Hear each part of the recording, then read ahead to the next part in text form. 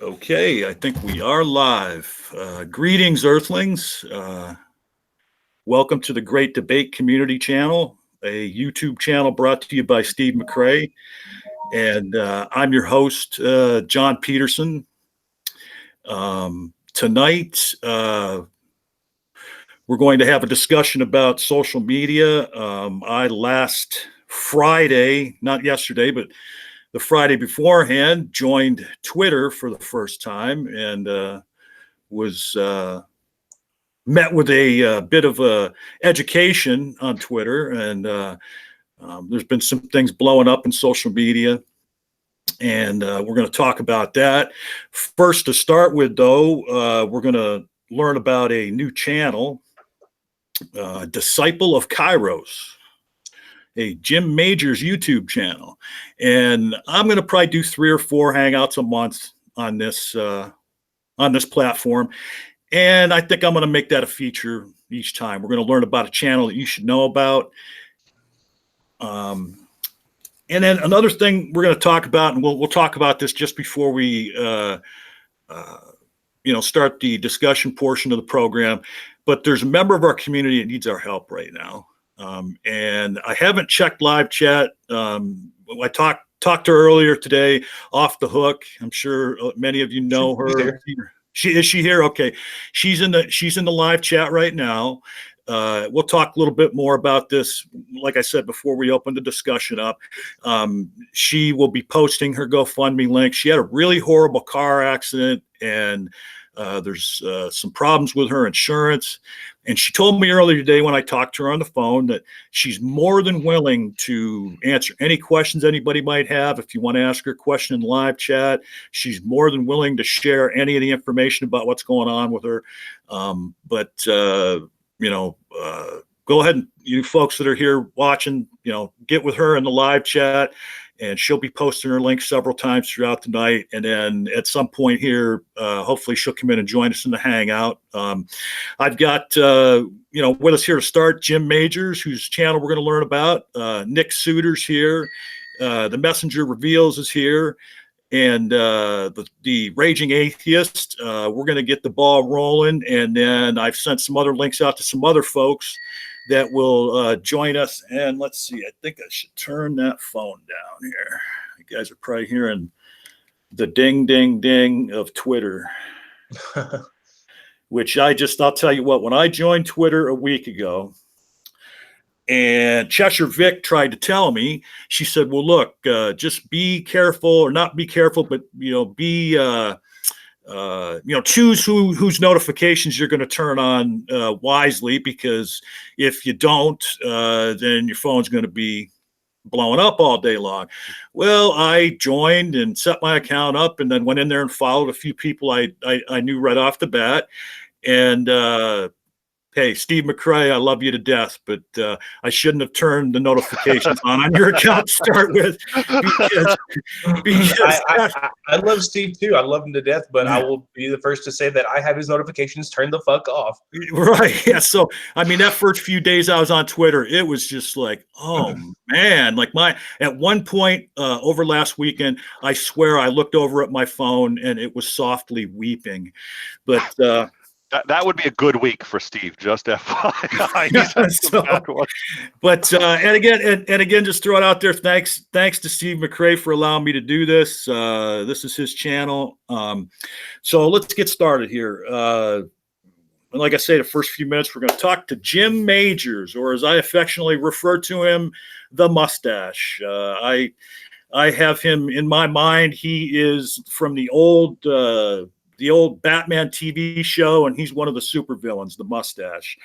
And he has a channel called The Disciple of Kairos, which he just launched recently, and has a few videos on. And he's going, first couple of videos that I've seen that he put out, he's going after one of our favorite punching bags, Kent Hovind.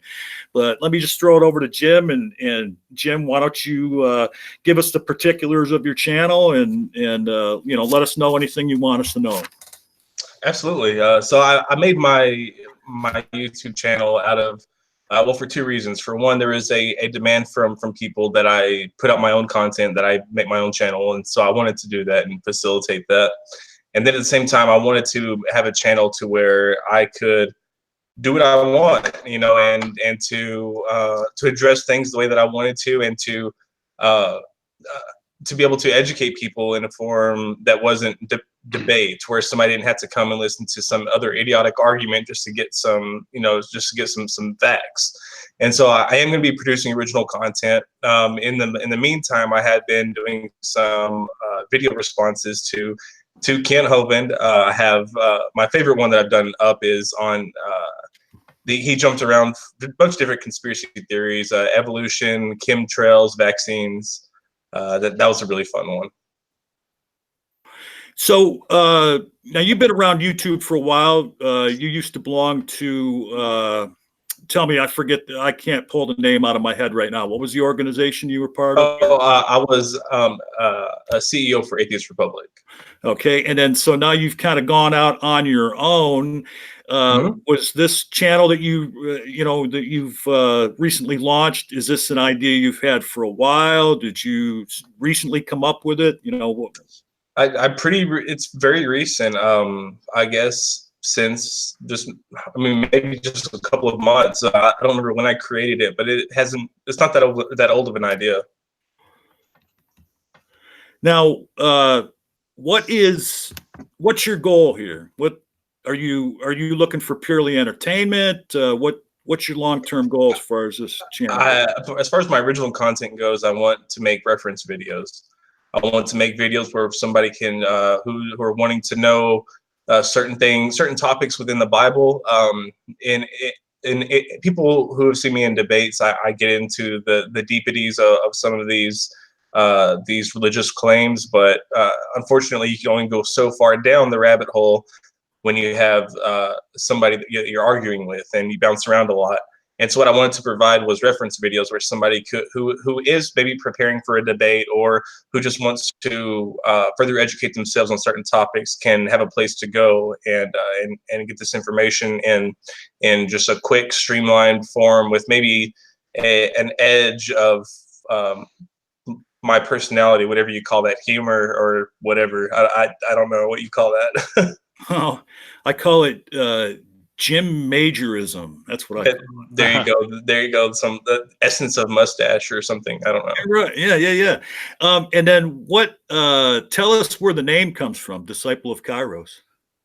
So in Greek, there's two different words for time. There's two concepts of time. There's chronos, which everybody knows is like the linear time, and years, days, seconds, and things of that nature, just actual time progression. And then there's kairos, and kairos is time in a sense that that something happens when it's supposed to, or that something appears at an opportune time.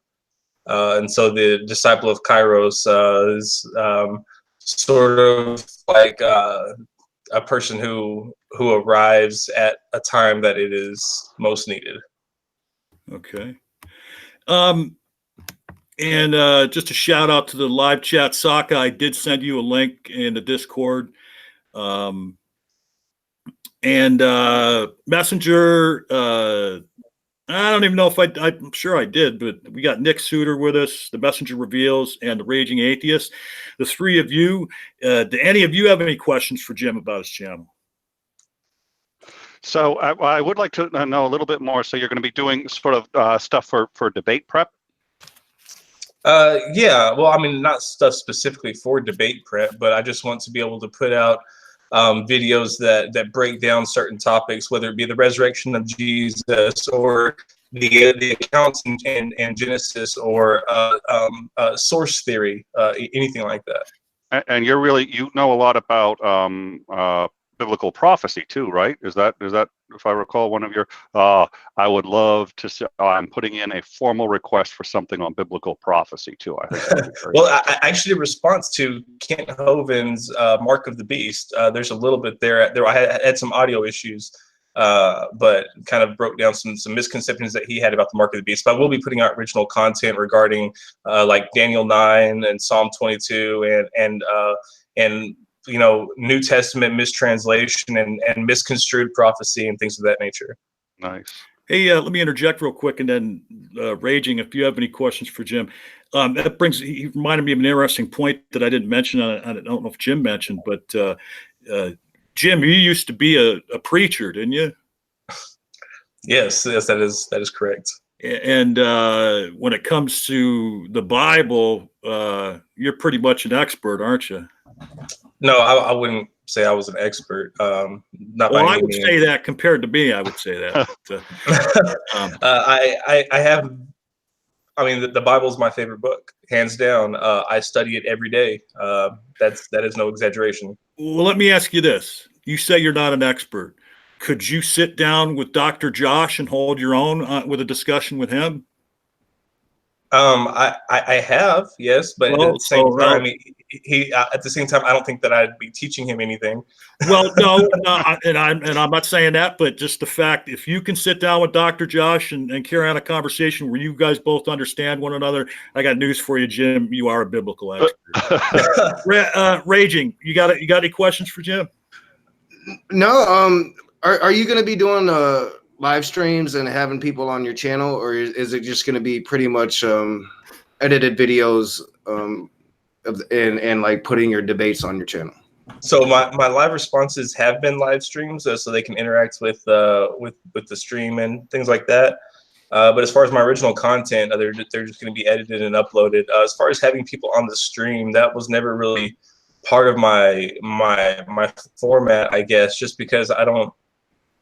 You know, I really don't know. I probably will be collaborating with some of the people who are more on the biblical expert side, people like Dr. Josh and Paul Gia and people of that nature. Right. Possibly, I honestly don't know. I haven't considered it. Well, I'm looking forward to it too. Just the help for debate prep and just getting extra information, because I'd probably be along the lines with John, when I consider myself well versed in the Bible, but I'd consider you probably a little bit more. So I'm looking forward to it. Awesome, man. Oh, I also want to say that my channel art, shout out to Cheshire Vic. She did my channel art. Everybody should subscribe to her as well. Yeah, and Cheshire Vic will hopefully be joining us here in a little bit. And Messenger, any questions for Jim? Just one. What are some of the more important topics you'd like to prepare people who debate Christians? Like, what are some of the more common things that maybe you ran into early in your debates that you're like, maybe I need to be more well versed in this, or to be able to ascribe to some of their apologetics on these topics?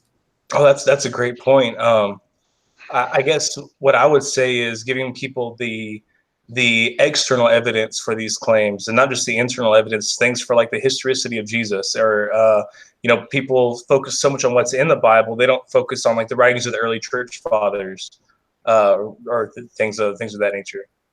Awesome, thank you. Absolutely.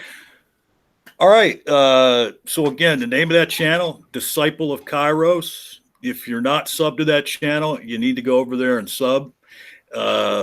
We will, once this video posts, there'll be a pinned comment in the comment section. It's going to have all the guest information in there, and there'll be a link to Jim's channel. And it just seems to me, and you guys can correct me if I'm wrong, it's you're better off putting information like that in a pinned comment. I've noticed when I've read comments before, a lot of people ignore the video description and are always asking, well, what about this, and what about this, and what about that? And then there'll be a reply, well, it's in the video description, you know. So the Disciple, Disciple of Kairos. If you're not subbed, you need to get over there and get subbed if you want more Jim Majors. Yeah. All right. I'm in the live chat. It's easy. Click on my avatar. Go to subscribe. It's super easy. That's right. That's a good point. Click on that mustache and get over there and sub to this channel. Just don't click too hard. I haven't waxed it today. It's not in that form. Yeah. Hey, you know, then maybe when Sokka gets in here later on, we can have a mustache off. I mean, sure, if he's wanting to lose, that's fine. Well, that's true, and I have to say, I've heard Sokka say more than once that he defers to you and your mustache. That his pales in comparison. So, all right, the title subject tonight is the weaponization of social media: the good, the bad, and the ugly. The good, the bad, and the ugly, because social media is good and it is bad. And just as an example of, one of the good aspects of social media, like, if somebody in your community needs help, they can reach out through social media. Social media is an information conduit. It's a place to go to reconnect with people or to create community for yourself if you're not getting community in the real world. And as far as reaching out to your community, there's somebody in our community, and let's be honest with one another. This is a community, and it doesn't, people like to say it's a atheist community, but that's not necessarily explanatory of the community, because we got Messenger Reveals with us here tonight, and he is a I'll say Christian, though he doesn't exactly identify as a Christian. But the thing about community is that we don't have to all agree with one another, but when a member of our community needs our help, we need to step forward and help them. And Off the Hook is in the chat tonight. And as I said, recently she had a very horrible car accident. And the beauty of being part of a big community like this is we can all help her, and none of us has to, give the moon and the stars to help her out. Look for her GoFundMe link in the live chat. We will post that in the video information once this posts as well. As I said earlier, she's willing to answer any questions you have about it.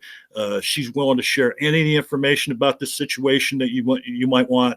But I mean, you could help her out in a big way just by having one less McDonald's lunch next week, or going to, that mason jar I know you've got on your dresser full of change, and pulling that change out and rolling it up and shooting that over to her.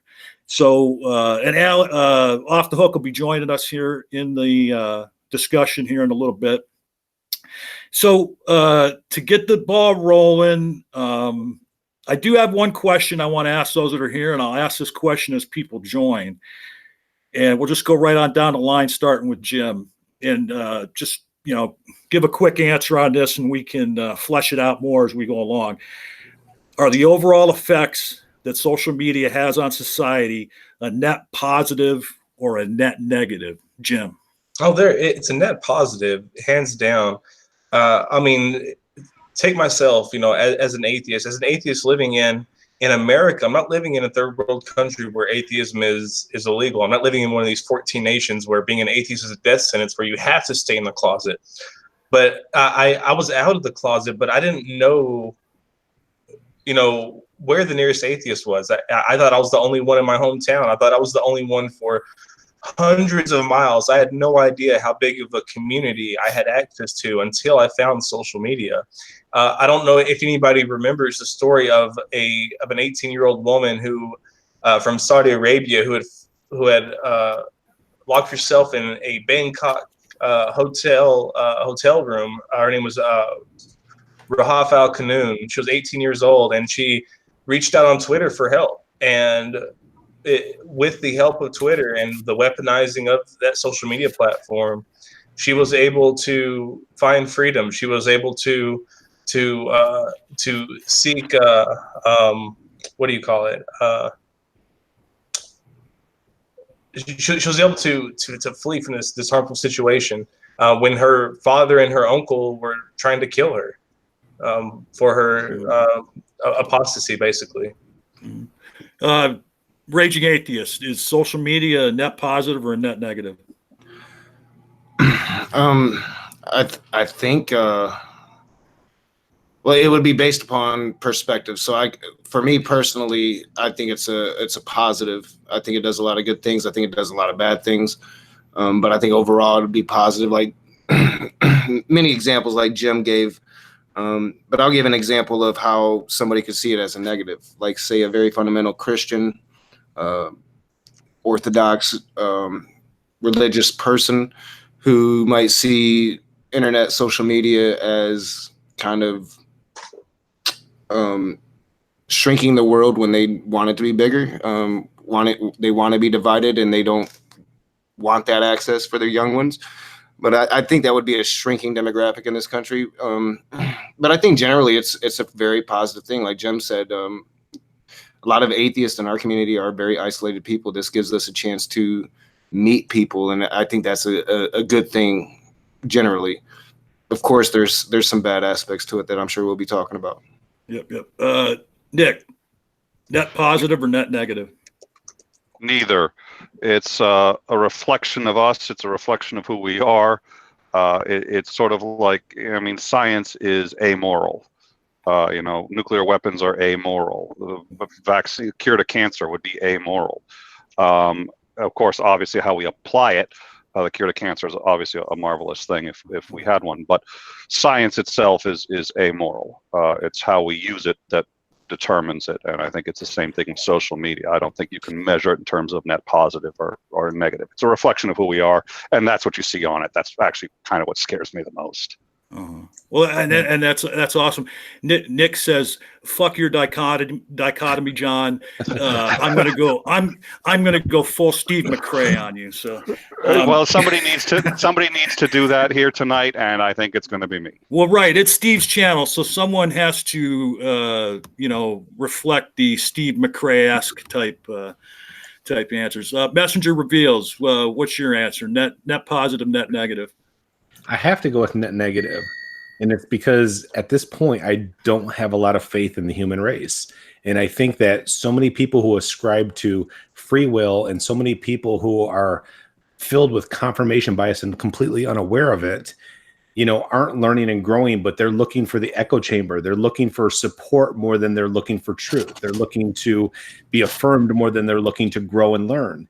And I think with social media, it feeds into negativity, people being easily angered, easily offended, easily wounded.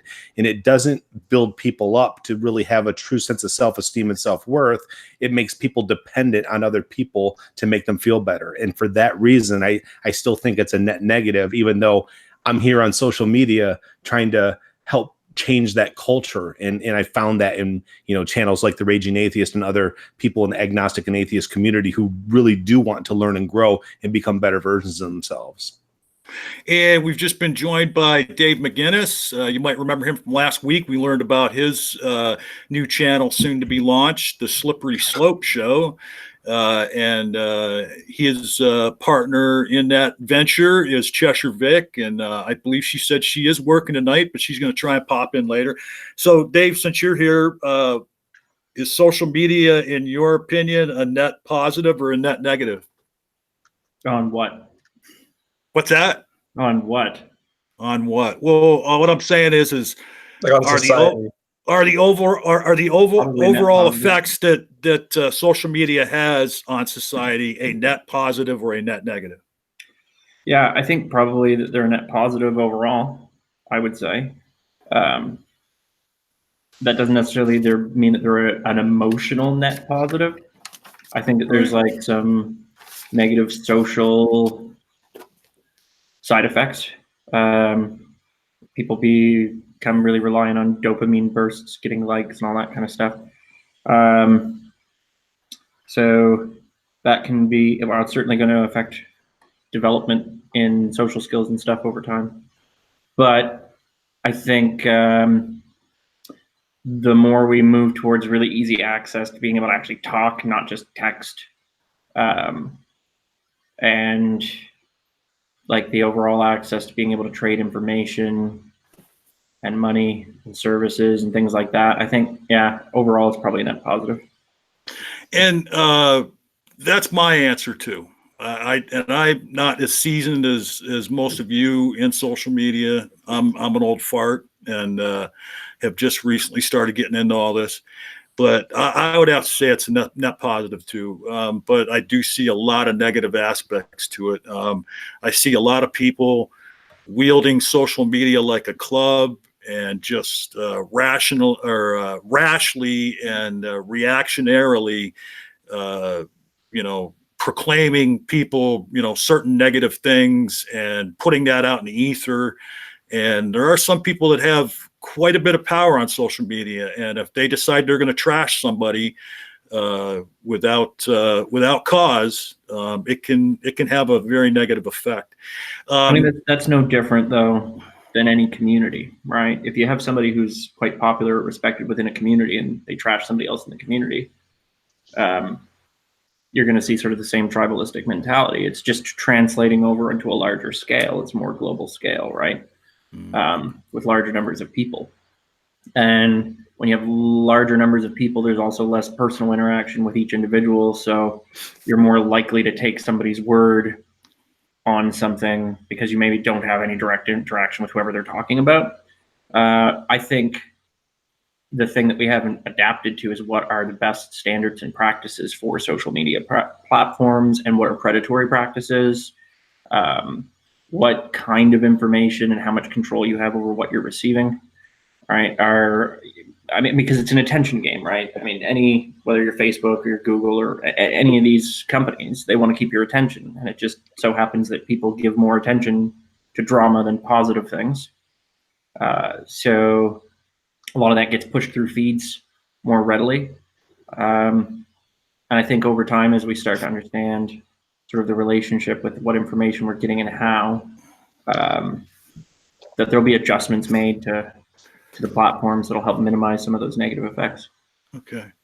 All right. So let's just, get the conversation going. I'm going to throw it to Nick to start with to share whatever he wants to share, and then just, talk amongst yourselves about it and see where we go. The other people that I sent the links to, feel free to come on in. Saka, Cheshire, Jay, Off the Hook, come on in at your leisure, but you're good to go right now.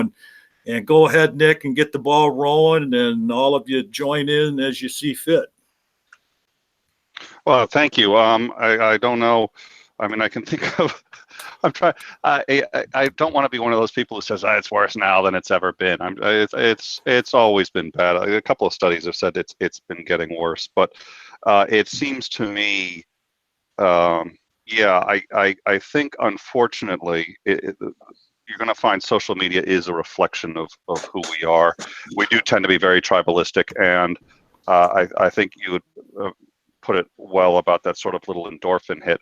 I had said this earlier on another feed. Hatred is fun. It's self-aggrandizing.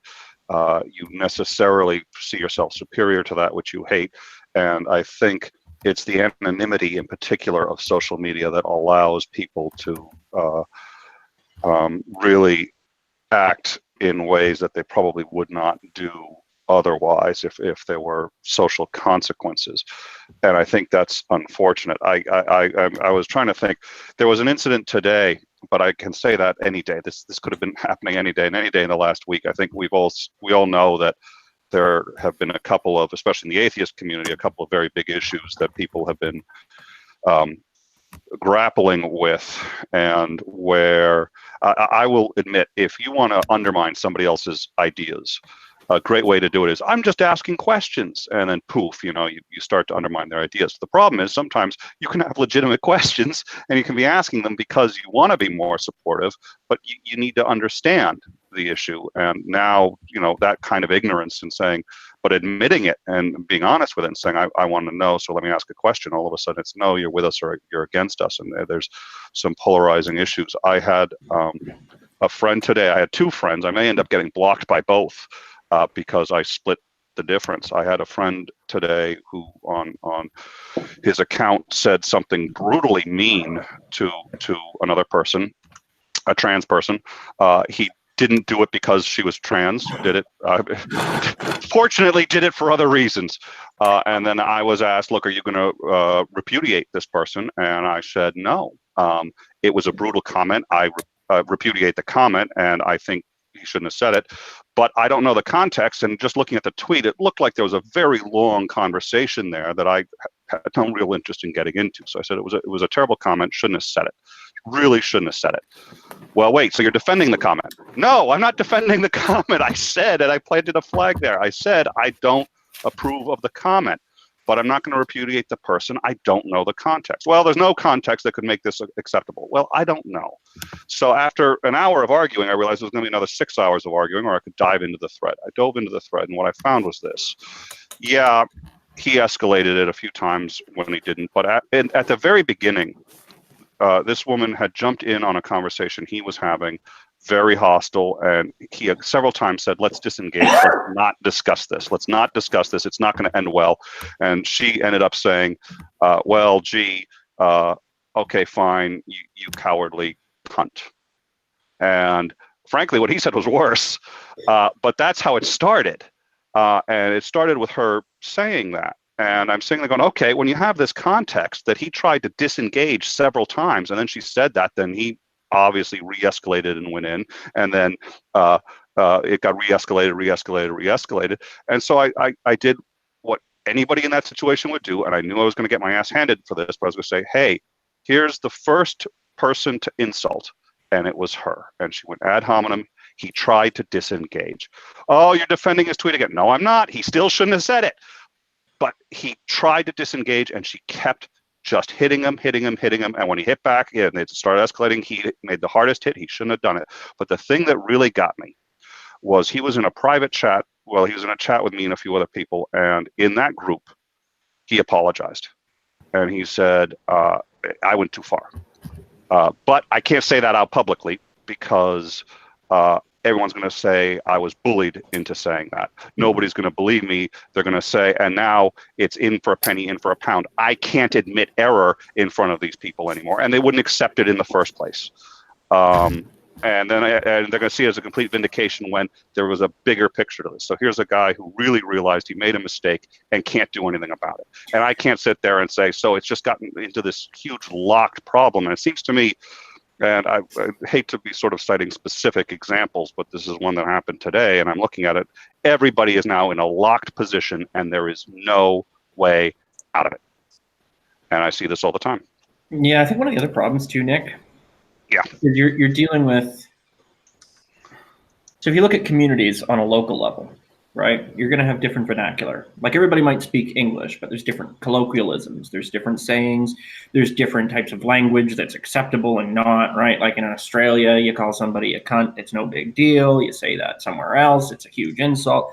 So there's this, like, there's different meanings behind words, right? You go to the UK, something's going to mean something different than in the States, even though the word is the same.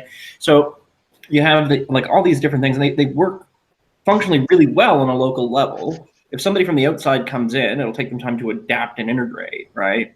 But with the internet, because you're connected globally all of the time, you're constantly mixing all of these localized dialects, localized colloquialisms, localized versions of what's acceptable, and you're judging it by your local narrative, right?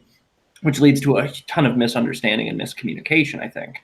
And there's no resting time. There's no switching between it, right? You can be engaging with one community with one set of standards and sort of communication style, and then a half a second later engaging with somebody halfway across the world with a different one.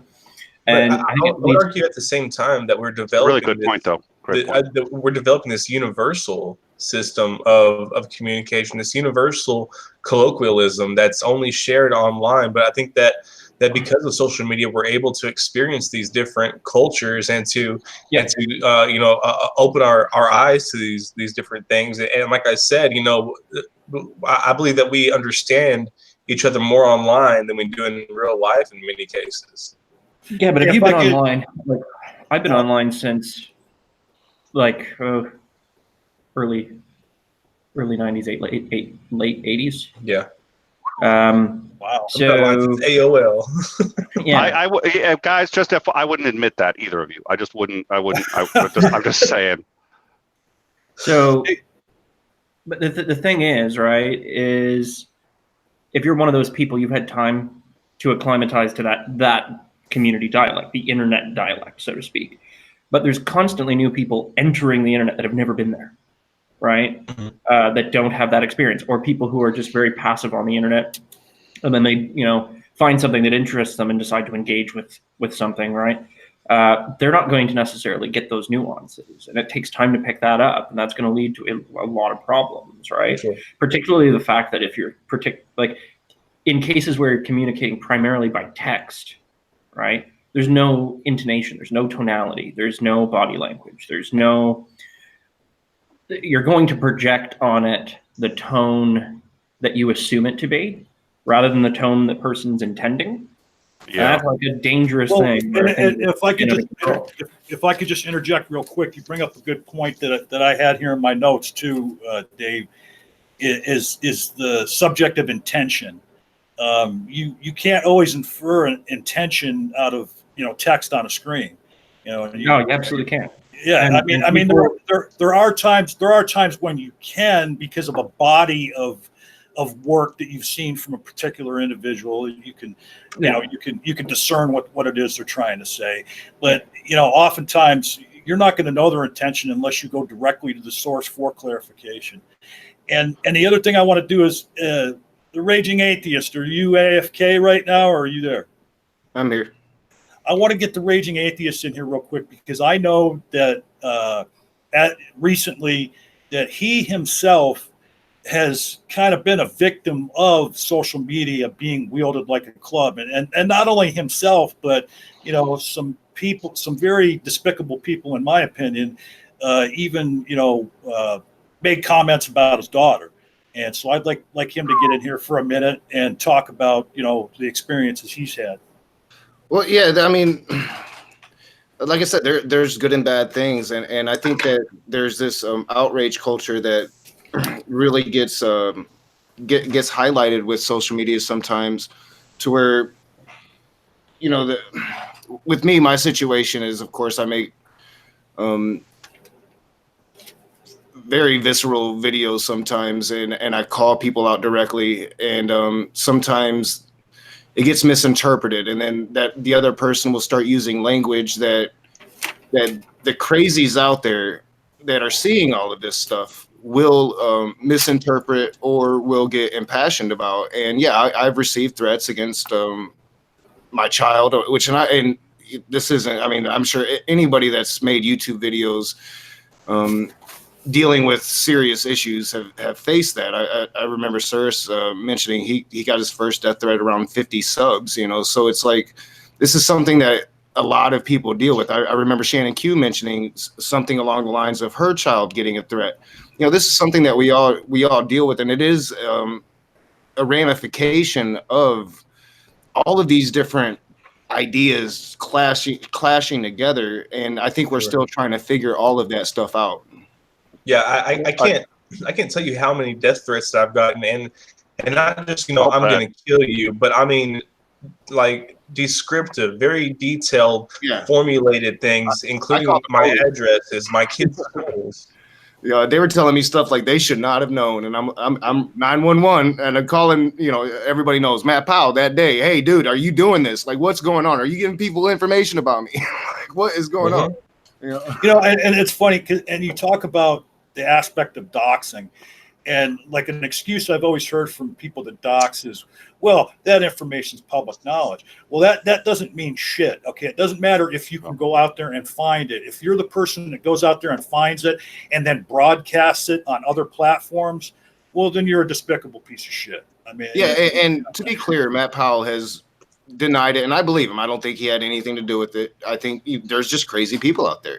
They're gonna see two people going at each other, and they're gonna take sides, and we see it happening right now.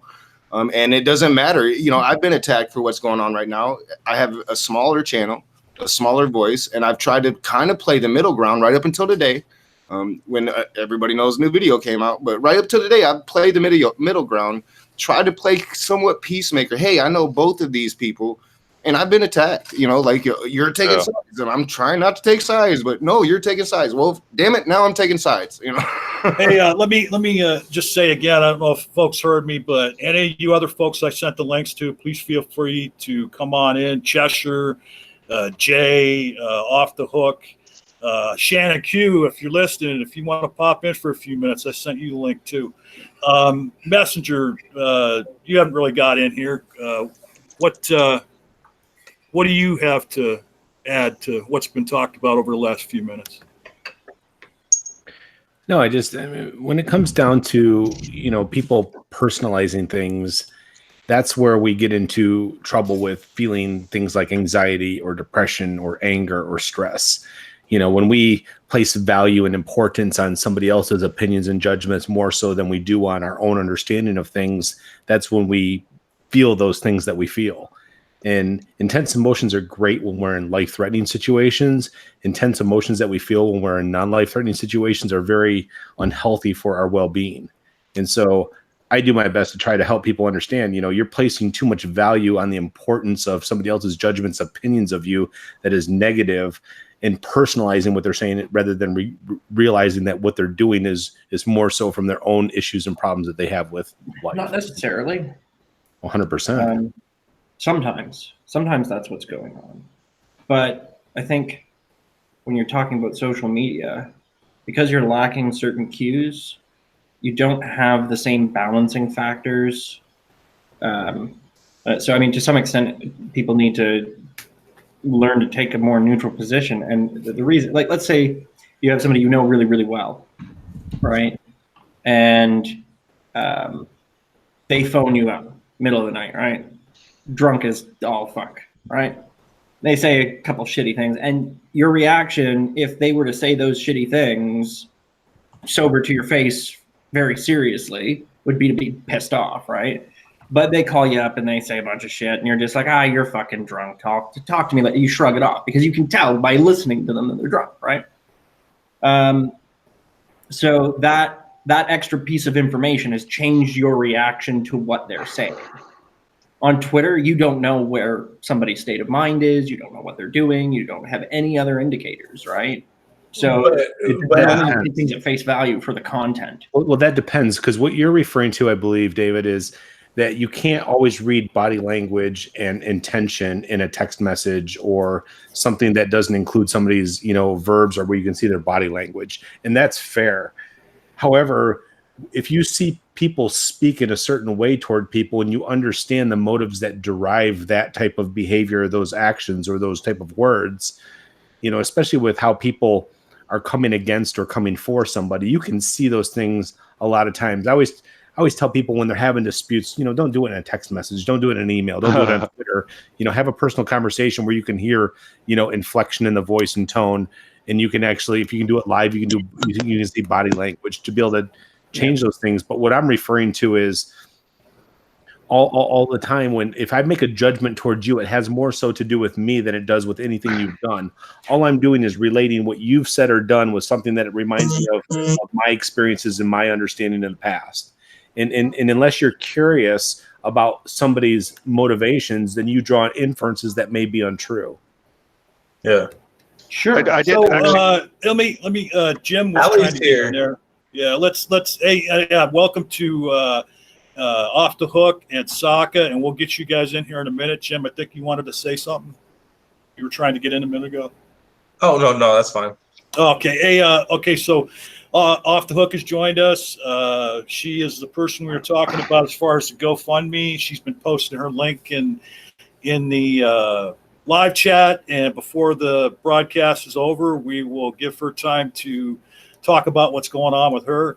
But now to our two new guests, Saka, is the effects of social media on society a net positive or a net negative?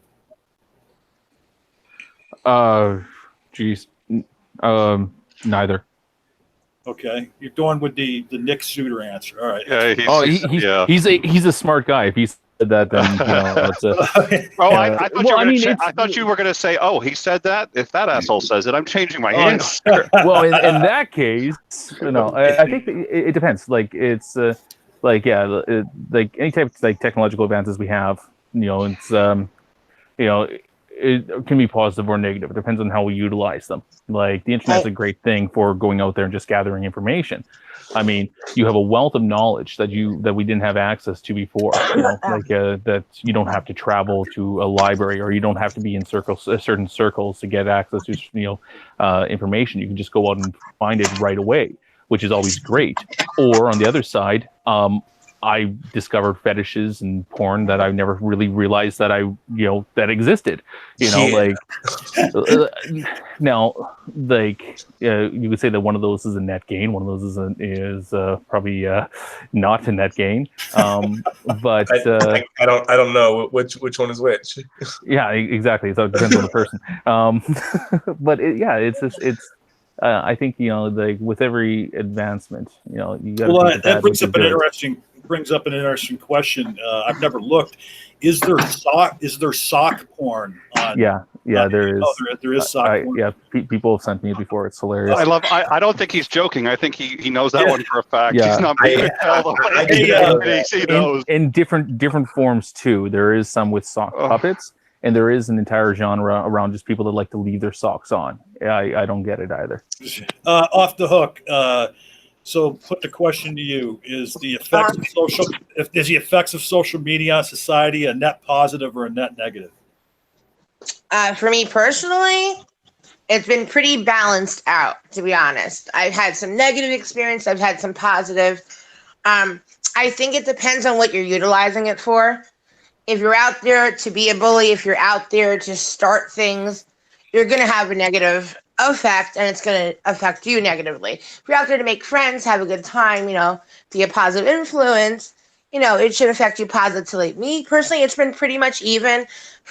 Maybe more on the positive side. I reconnected with some really good friends, made new friends, connected with old friends, found some long lost family members, and recently with the accident that I had, confided in Steve and Dave and some of the other community members, and they helped me with the GoFundMe, and they're helping me get through this, and I'm not alone.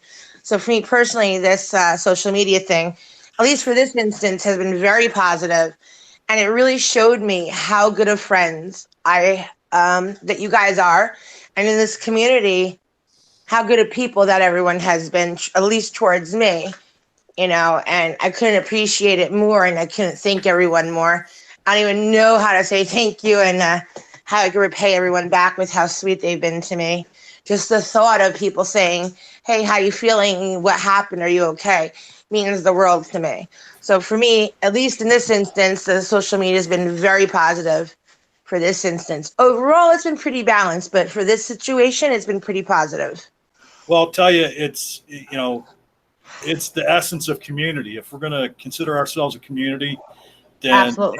it's our responsibility to reach out and help one another when we need it. I want to add something to this, and I don't know if anybody caught this last week. Here's kind of a instance in the media where social media was wielded like a weapon in a negative effect. Are all you people familiar with the doctored videos that were put out of Nancy Pelosi that our president also retweeted one of them? Oh, I didn't see that. No, he did. He wait. He'd only. I don't believe you. He would only retweet it if it came from a Nazi. Well, it very may well have. But no, Okay. there was two videos. One, they doctored it to make her sound like when she was giving a press conference or making a statement where she sounded drunk. And then there was another one that was edited to make it sound like maybe she was having some brain problems and stuttering her words and all that. But go ahead, Raging. I think the more dangerous one is the Ilhan. I can't pronounce her last name correctly right now, but the Islamic representative that Fox News is always going after. They just recently doctored one of her speeches to pretty much make her sound like she's attacking Christianity directly, adding on to the death threats, the legitimate death threats that she's getting. This is, when you talk about weaponization of social media in a very negative way, what's happening in this situation right now with that, it could cost her life. They are literally perpetuating a danger to her life, and it's beyond politics to me. Yeah, Well, no. Why don't you go, Dave, and then I'll go after you. I was just going to say, one of the things is, like, outside of social media itself, that we're going to have to be contending with in the near future is deepfakes, right? It's going to be very difficult. look, Trump might fall for a really shittily doctored video, right, where they've just slowed it down a bit or added some stutters. But we're going to have the ability to take footage and take video and put words that sound like somebody speaking that they never said forever. And they already have an AI. Have them saying it on video. Yeah, they already have an AI that creates an algorithm. You upload a voice, a couple of clips, and it creates a voice profile. And they did it for Joe Rogan, and they had Joe Rogan making these crazy claims. I forget what they are. You can find it on YouTube. It's hilarious, and it sounds just like Joe Rogan, and it repeats the inflection and everything. And this is you can tell a little bit, like. But okay, just on that point though, like, you don't have to dive too deep into the internet to find Joe Rogan saying crazy shit to begin with. Guys.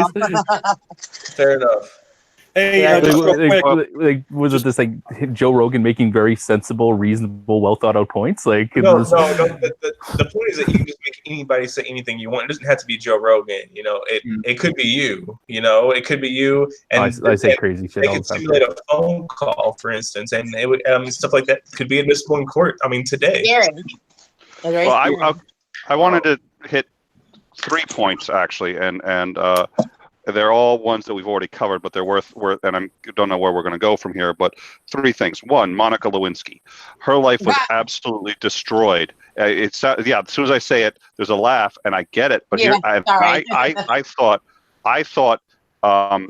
okay, she did a what is it? A TED Talk. She did a TED Talk, and my wife saw it and said, "You have to see this." I'm sitting there going, you know what? She's just she's this big media figure, and she just got the TED Talk because of her history, and then you watch it and you realize how the media utterly destroyed her life, and she was eloquent, and that's going to, I think, maybe influence people on how the media as a whole, not just social media, but the media can really destroy a human being's life, because she couldn't function again. She couldn't get a job. She couldn't do anything after this.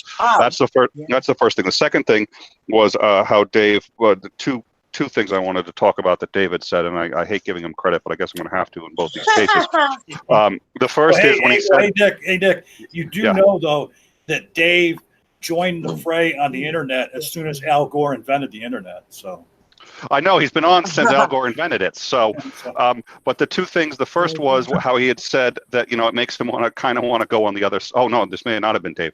It makes him want to go on the other side when, if this is how you're going to treat me, I almost want to argue the other side. And I think there are a lot of good causes that are seriously turning people off because of their tactics. And I used to think, that could never happen because a good cause, a good person will always support a good cause. And then you get bullied by some of these enough. And all of a sudden you sit there and say, you know what? I'm not going to go against them, but I'm not going to support them anymore if this is how they're going to act. And then the final thing was about cues. Communication is so difficult, even in person. It's actually really difficult. Words are metaphors. They don't mean the same thing actually to anybody. Even when you think you're speaking the same language, you're really speaking, everybody's got their own language. And the further apart you get in background and where you live, but there are also these cues. Even talking on the phone, you get denied all the visual cues. And talking on the phone, you reduce a lot of communication. Then when you're doing it over email or anything like that, and this is a great example. And there was a study done that said that the biggest factor in long distance relationships working was that if they couldn't use phone or anything like that, was the use of emojis. And the reason was because the emojis filled this huge gap that you can't get from just the normal text. And so I'm going to say a sentence here. She has blonde hair. She has blonde hair. She has blonde hair. She has blonde hair. Every one of those sentences was the exact same sentence verbally and would be written the same way. But they all say and suggest and imply different things and are different answers to completely different questions. So that intonation you can't get across there's no way. And I use italics, I use bold, and I use caps all the time. And people are like, why are you shouting? No, I use caps because italics isn't available to me in some forms. And so if I don't italicize it, people aren't going to get it. So there you go. 3 things. A person's life being destroyed by the media, that would be Monica Lewinsky. The problem of radicalizing people against you, even if you've got a good cause based on your tactics and but just by your use of hate, and the failure of the inability to use audio and visual cues, which are necessary for effective communication, the inability to use those on most social media. Most of those came from Dave. We had a discussion about plagiarizing. I'm going to take credit for all of them. Let me interject real quick. Can I- Let me interject before people comment on that and just say to everybody out there, we still have 2 spots open here. So any of you other folks, Jay, Cheshire, if you want to get in here, please feel free to join and just go ahead. Whoever wants to comment on what Nick just said. Yeah, I think that it's not just like all the reasons that Nick brought up, and they were completely Nick's idea that Dave had nothing to do with were great. And there's a few more other kind of like limitations there as well. I don't really like how you said that. I don't trust your intentions the way that was said, but please continue. I mean, there's other limitations to this as well. One of the big ones with Twitter was, for the longest time, obviously the character limit as well, is limiting the quality of what you can say, and people aren't good at this. I'm not good at this. I'm going to be talking for the next 28 minutes because you guys let me start. And so because of that, like when you're limited to the characters there, we have to try to artificially shorten down our points, and it makes communication unnatural to a lot of people that would speak in longer form sentences like myself. But on top of that, I think that there's a huge factor as well, have to do with just the nature of social media and the anonymity that comes with it as well. Is that there's a certain social cues and standards that we kind of hold to ourselves in conversations where we're not going to say certain things in different company, and even at the risk of this information or like the way that you speak getting back to people that hold us kind of in check in the conversations that we do have. Social media allows us to bypass a lot of the social cues and a lot of the things that we would hold in as essentially things that we shouldn't say. And that anonymity thing has been huge for people to express themselves in a way that they wouldn't in normal parlance. Anybody else? Messenger, Raging, Jim, Dave. I pretty much agree with everything that Nicholas said. There is another aspect that I'm sure we'll talk about, and that'd be the positive ways you could weaponize it. But like the destruction of somebody's life or putting their life in danger. Outrage culture, I think, is a huge problem. But I don't know. Like it seems like we're still trying to learn how to deal with it. Like we're all. I read earlier that Cheshire made a good point along the lines that Nick made at the very beginning, that it's pretty much how you utilize the social media. And right now, I think we're all still just really discovering how we're all utilizing it. Could you imagine yourself at a party with somebody that you didn't like? Okay. And you'd make efforts to put yourself on the opposite side of the room, shorten the amount of interactions you do have with them, and just try to be overall kind of polite to keep, the situation, kind of calm for everybody else there, because that engaging with this person is going to lead to, a dumpster fire of some sort. And one of the things that I found about, especially things like Twitter, is people have forgotten this rule. Steve McRae is a great example for this, because not as somebody who does this, but there are people out there that don't like Steve McRae. I don't know why. They probably have their own reasons. That's cool. Whatever. I don't care. But they still follow him and wait for the opportunity to get angry. And I don't get this. I don't understand that type of part of the outrage culture that you're talking about, where it's go back to the party example. It's just like following behind him quietly, waiting for him to say something you don't like, and then just causing a scene in front of everybody else. Just to do that. And I'll tell you, just real quick, Jim, just to comment on what Saka just said. And along those lines, when it comes to like YouTubers and people on social media, it's not just on Twitter, but like when it comes to like YouTube channels, every YouTube channel a certain percentage of their subscribers are hate subscribers. Oh yeah. Which just boggles me. But go ahead, Jim. Well, I mean, I think that goes without saying with any community. Like take Kent Hovind, for example. I subscribe to Kent Hovind just so I know when he posts a video so I can look at his bullshit. I mean, and that's how you have to look at it, even within our own community. You have to remember, the only thing we have in common is a disbelief, you know. And we still feel the. I mean, people will feel the need to go after somebody if they feel justified in doing so. If they feel like that they're doing somebody a favor, if they feel like they're operating in for the greater good. And seeing some of the responses to Steve McCray, these people are passionate about it. You know, they're passionate about hating Steve.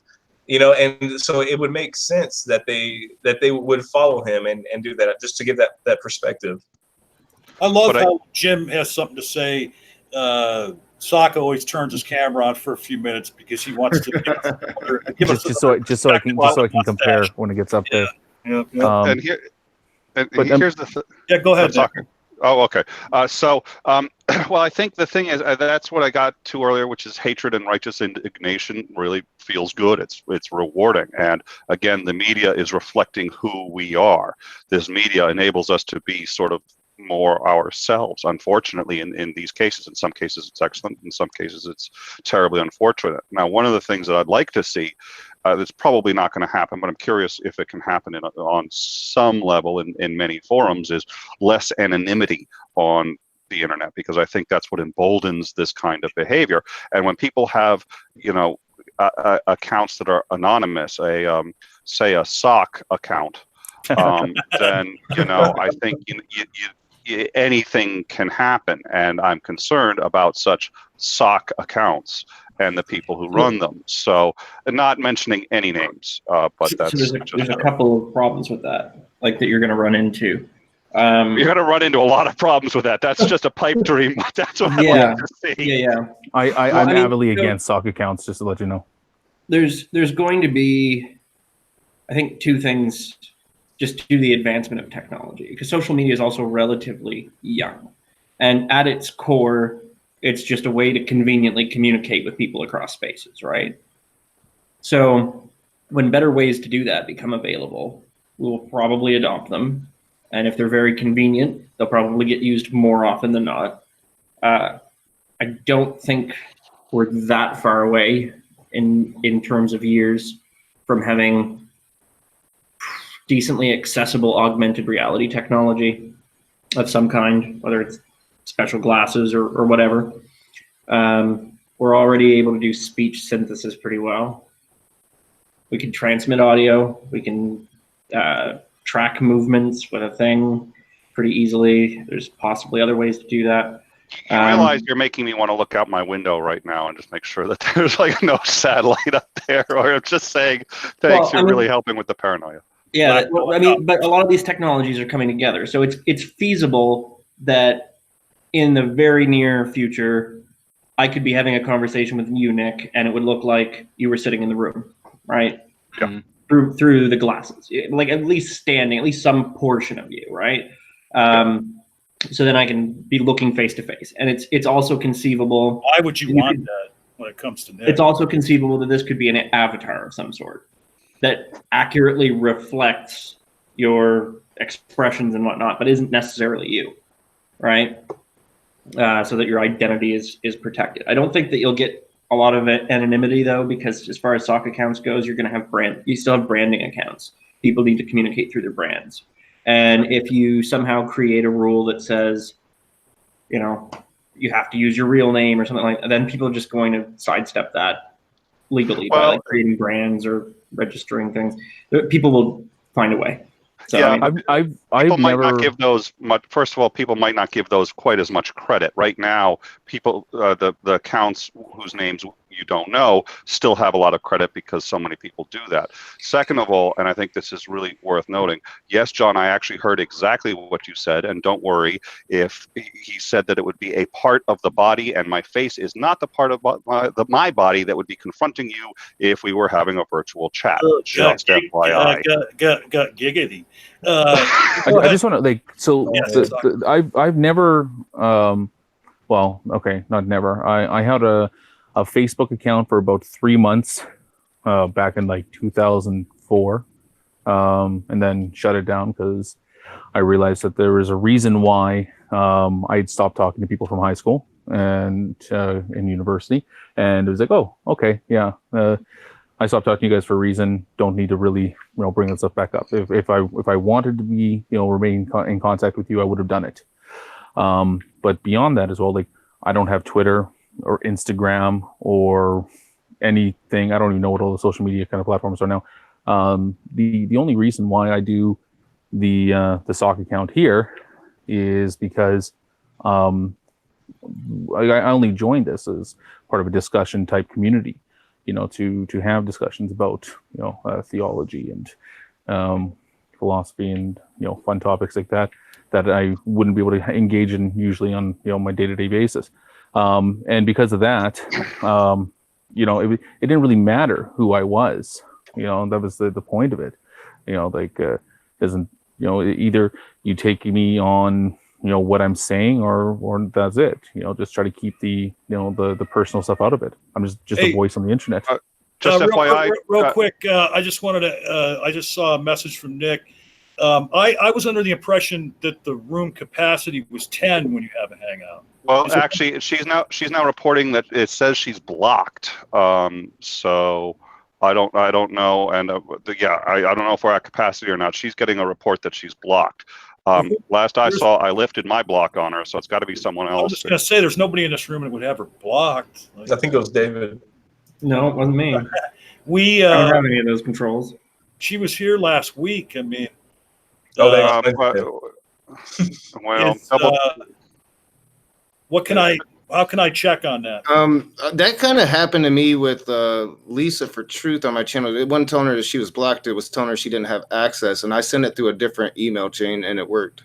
Oh, So- that's okay. Yeah, send it a different way. And also, if you give me mod permissions, I may be able to because I'm somewhat more. I tech-savvy. modded you. I modded you earlier. No, you did on the but not in the Hangout. I'm not a mod in the Hangout. in the hang. Oh, here. Oh, okay. All right. I'll get on that.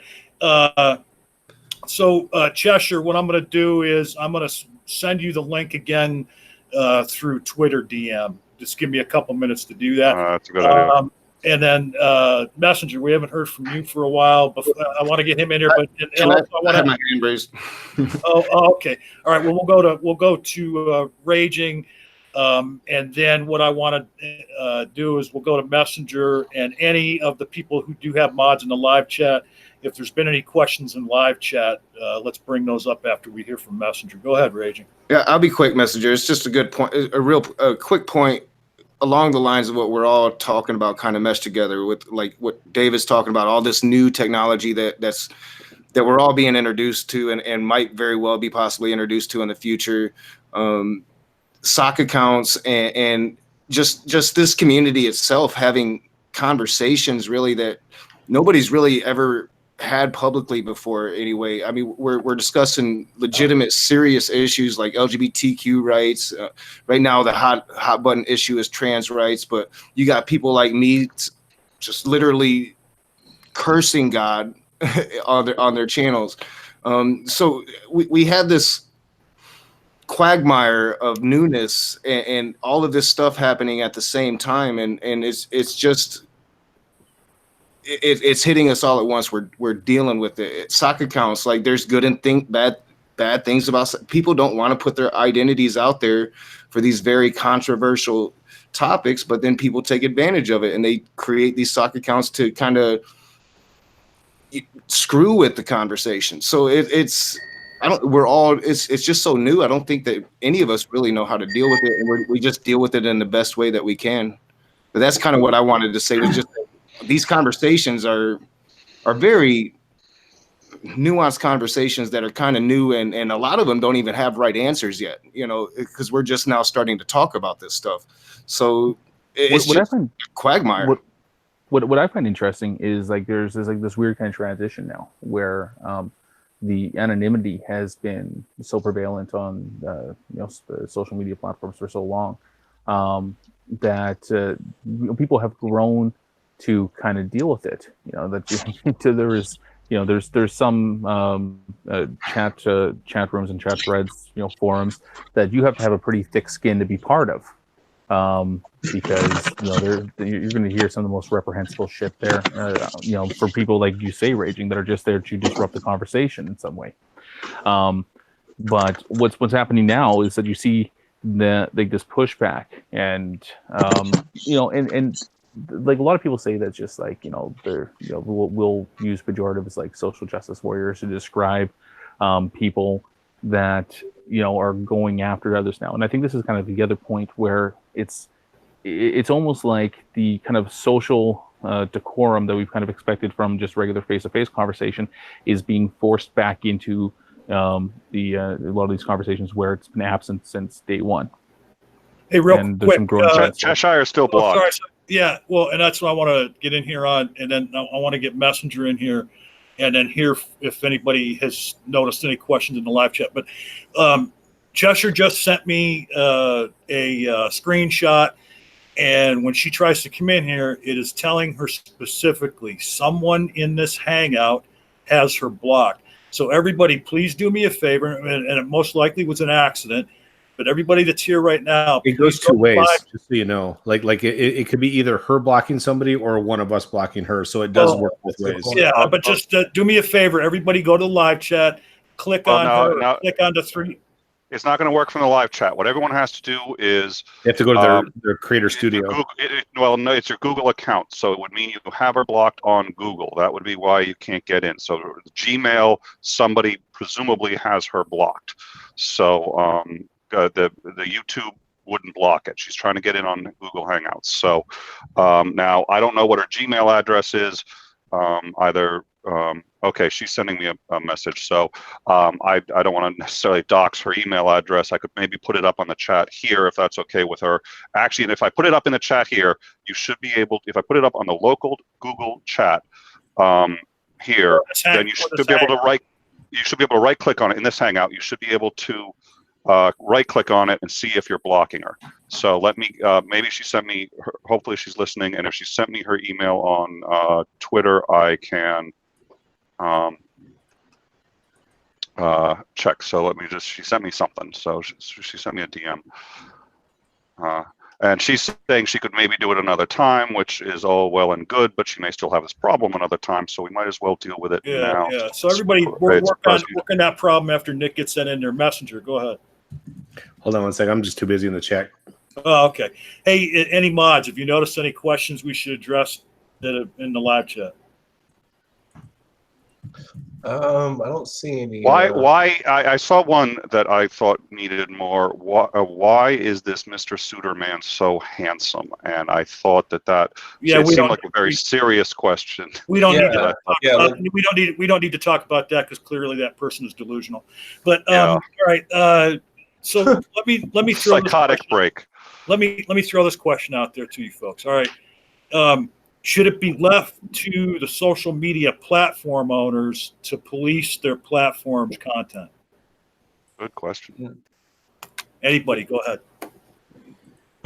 They have to some reasonable extent.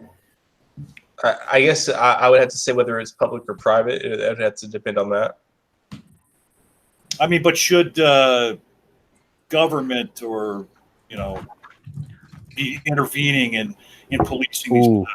Okay, all right, okay. So, so this is an interesting one. Okay, is that when it comes to the government policing this stuff? Okay, is that one of the ideas is that these are private companies, obviously private organizations that can do whatever they want. They have their own terms of service, and they can block people or knock them out of their social media platform, providing whatever reasons that they want. Okay, now that's true. Now the question is whether or not the government should intervene on something like this. That's a good question. Has there been past precedents to allow this? And the answer to that is yes. So, for example, there's one of the ones that gets brought up constantly in this conversation is that airports, for example, are private property. They're owned by the whatever company kind of regulates or manages that airport. But there was an issue a few years ago with some anti-war protesters protesting at, I think it was in raging state there, and it actually went up to the Supreme Court, and they found that even though that the airport was technically private property, it was a de facto public square, and therefore, they should be allowed to hand out their anti-war flyers or whatever they wanted to do at that point. So the government can intervene on a private corporation or a private company and force them to allow for the things like freedom of speech, whatever people want to do there. Now the question is something like Facebook, for example, or Twitter, are these de facto public squares? What's the competitor to these areas? And what's the nature of these things? Should they be used as forums where people can express or whatever they want? And I would say that, well, ideally, yes. I think that, that people should be allowed to express themselves on these platforms, even if they are private corporations with their own terms of service. People should be allowed to express themselves there. And short of anything breaking the law, such as inciting violence or doing anything that could be, considered, libel or slander, then any opinion, or no matter how unpopular it is, should be allowed on those platforms. And it's not even like that, these companies are going to be culpable for this, because there's also been rulings that have shown that, if you're simply hosting or managing anything online, that anything that's put out by a third party or a user of that site, you're not actually, on the hook for if it goes to something like, hate speech. Hey, so has everybody had a chance to, Nick, were you able to? I'm putting it in right now. For whatever reason, I was laggy as all hell, and I couldn't. I've been trying to get into Twitter, and I finally got in. I see it. I'm putting her email up here, so as soon as it comes up, actually, it should be like an active link because it's another Google user, or maybe somebody's in here. Wait a minute. Somebody just came. Okay, that's tiny. Is it Cheshire? Oh, okay. So you are blocked. It's not the room's full, but let me put this in and everyone can check. So at least. And then just so you know, I'm not sure if you're part of this hangout and you're on mobile, you may have to go to your computer to do what Nick's talking about, as far as looking in the chat here in the hangout and right-clicking on her email to see if you do in fact have her blocked. Oh, I do. It's still funny. You're kidding. I'm just kidding. And, and I was about to throw it out to her too. Hey, just commit on a sock account, and here she has done just that. On the lucky side, I did have another account. And so Cheshire, since you just joined, the question I put to everybody earlier: are the overall effects that social media has on society a net positive or a net negative? I think in the future it will be a net positive, but currently it's very negative. Expound on that. So essentially so there's a little bit of internet history here that a lot of people don't know about or are completely unaware of when they're coming into it. Kind of what David was touching on earlier, where you have linguistics and you have habits that exist inside of the internet, and you've got new people joining it. So they're joining a conversation that they don't have the full context for. So, but I would probably push it back even further. So you've got a lot of people who don't know that Omegle was a thing that happened. And Omegle, for anybody who doesn't know, was a chat roulette with video.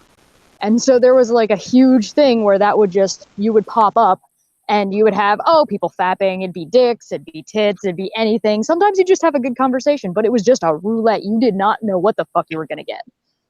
So you've also got 4chan is a thing. It still exists. It's not what it used to be, but it's definitely still there. The deep web is a thing.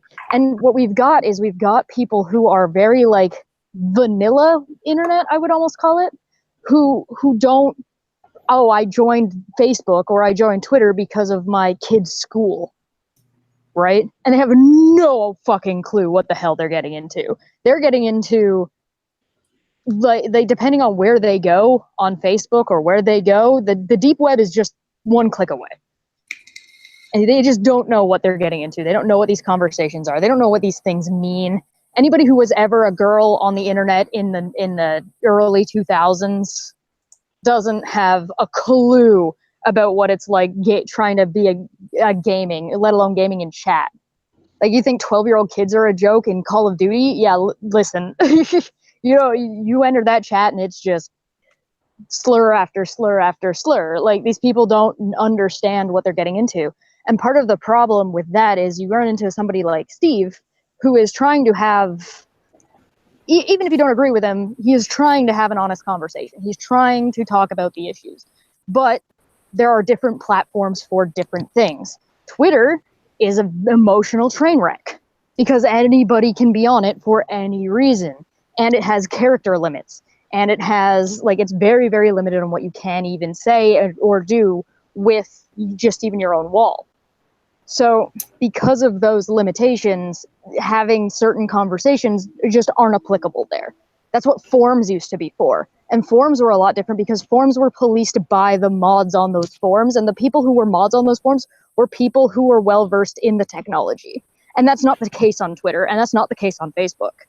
So you run into, like, the history of the internet. It plays a huge role in this, where you've just got, soccer mom B just walked into a conversation about the biology of echidnas and is now offended that there's an animal dick on her wall. Hey, off the hook. We haven't heard from you in a while. Do you have anything you want to add to what Cheshire just said? Maybe she's Can you hear me? Yep. Oh, okay, I wasn't sure. Not really. Just All right. Anybody trying not else? to cut anyone off or anything like that. So I can't believe Cheshire called me overly emotional because oh wait, you were talking about Twitter. Oh, she was talking about Twitter. Never mind. Scratch that. So Messenger, Change the subject now? did you want to get in here at all? You're muted. Messenger. Muted. No, I just said I just got back from my break, so I'm good right now. All right, anybody, jump I in would there. say, Cheshire makes a good point that we haven't really talked about. I've been introduced to the dark web. Unfortunately, I got a friend that's a drug addict, and he orders all of his drugs off of him, and he gets some really serious shit. And Yep. I mean, it is a problem that I don't think gets talked about enough. I mean, you can go and order a 12-year-old little boy, 6-year-old little girl. I mean, there's crazy shit going on just beneath the surface of the internet. Part of that has to do with the internet is seeping into reality now. So if somebody made a death threat to you on the internet in the 90s, nobody gave a flying fuck because that was completely meaningless. But now that's not the case anymore because the internet is reality now. It's not separate anymore. If you make a death threat on the internet, it needs to be taken just as seriously as it does in a day-to-day. Like the Sokka was talking about the party analogy. If somebody followed you around at a party like that, it would be considered stalking and dangerous behavior. But on the internet, it's not considered that because we don't treat it as seriously as maybe we should for some things, particularly depending on which platform you're on. Good point. Right, and we have to remember that people are going to facilitate whatever means they can to reach their desired goal. So people who are trafficking humans will utilize social media to facilitate that, and that is one just one of many possibilities. Though I think everybody's ignoring the positive aspects of this, the things that would not happen without social media. Human trafficking would happen without social media. Murder would happen without social media. Threats would happen without social media. Right. But I think we need to talk about the things that would not be here without social media. Well, a really good example. Jim, real quick, let me, it's timely what Jim just said because I just noticed in the chat a few minutes ago, Quisa asked, can this weaponization of social media be utilized for good? And yes, Quisa, we did touch on that earlier. And as Jim just said, bring it up again. Go ahead, Cheshire. So like a good example of this is like when you talk about social media, you seem to be referring to specifically like Facebook and Twitter, things like that, maybe YouTube. But there's keep in mind that social media under a different name would have just been internet forums once upon a time. Yeah. So the history of the way those used to be and the way they've evolved and changed, those things still exist. So if you want to talk about like, say, the positive things, there was a guy who posted videos of him like killing cats. And and this was like back on 4chan back in the day. And I don't mean like, oh, this was just a picture of a dead cat. No, he would torture these cats, like drag them behind his car, hit them with like, grab them by the tail and hit them against like mailboxes and like all that kind of, like he tortured and killed these cats. And this was when the internet was anonymous. Nobody knew who this person was, but because the internet is the way it is, people detective the shit out of him. They found him. They doxed the fuck out of him. They found him and the police arrested him for abusing these animals. So yeah, it can absolutely, you could dox somebody for the good of cats. It's definitely possible. I'm not talking about doxing it being good. I'm just talking about social media in general. Yeah, well, yeah, no, they doxed him. They like destroyed this man's entire life. Good. And completely. And well, yeah, but that's an example, right? It can be used for good, and if you're considerate, it just depends on what do you consider good at that point. Well, to me that's just social justice, and social justice existed in tribes. I mean, they would find somebody who was degressing their society, and they would get rid of them. Yeah. Well, they were just able to triangulate this person's position, and you can still do that. Like, okay, so I'm walking around outside right now, and if you were to pause the video and zoom in on the background, there's a really good chance you'd be able to find exactly where I am and what time it is. Exactly. I've already done that. That was like 5 minutes ago. Yeah, see? No, that's exactly the point. The thing is the internet isn't anonymous. It's just can be harder to find out who you are. Exactly. It's just not. Yeah. Well, and they doxed like the there was that, and that was there were two that were interesting recently. Both of them tied to sort of the rise in neo-Nazis in the U.S. The first was that guy in Charlottesville who was chanting, Jews shouldn't take our jobs, or Jews. Yeah. So that was the first one. And what was interesting about that was that he later, he seemed to actually express genuine remorse. I was like, well, I got caught up in the thing, and honestly, I didn't think anybody was watching. And I'm sitting there going, I'm not sure that that's a defense, but that's a very interesting. It's interesting they thought it had no consequences and he could just do whatever he wanted. And then there was there was him, and then there was the kid who tried to stare down the Native American at I forget. There was a Catholic. I think it was a Catholic school kid who tried to stare down a Native American who was protesting, and that was an ugly picture. I stayed the fuck out of that one because that was just like a bizarre 7 different way story. Mm-hmm. Yeah, that was, and that had some, but it's and I get concerned for the other reason. It almost seems, while I do like those, it almost seems hypocritical for a couple of reasons, not the least of which is I really am against doxing in general, and I sometimes wonder who's the person to decide that this is the person to dox. Now I think with the cat example you gave, obviously, there's harm being done to other living creatures. But on the flip side, there are people who sit there and say, well, the harm that I'm doing to other living people is by being an anti-theist and by being, I'm endangering people's souls. So it's not a very hard argument to make that anybody is causing harm, and then you can dox anybody. So it's a difficult. The thing is the internet is lawless, and it always has been. And you've got people who the thing is just that the number of people who don't have laws to follow is getting larger, and so it's getting more dangerous, and also it's getting more extreme on some sides and less extreme on other sides. But it is the wild, wild west. There aren't any rules here. So when it starts seeping into real life, those rules start getting really blurry, and those rules start, what rules? So you said you figured. Yeah, hold on a second. I think Jim wanted to get in, and then go ahead, Dave, after Jim. I was just going to say. You can go ahead. Okay, go ahead. Yeah, I was just going to say, you'd mentioned you figure things will get better.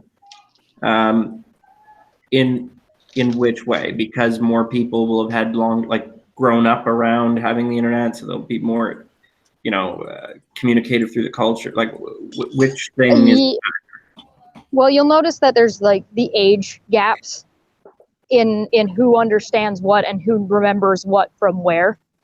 So culture and internet culture will change, and the more people who get death threats and actually get followed through on will directly affect how seriously we take it.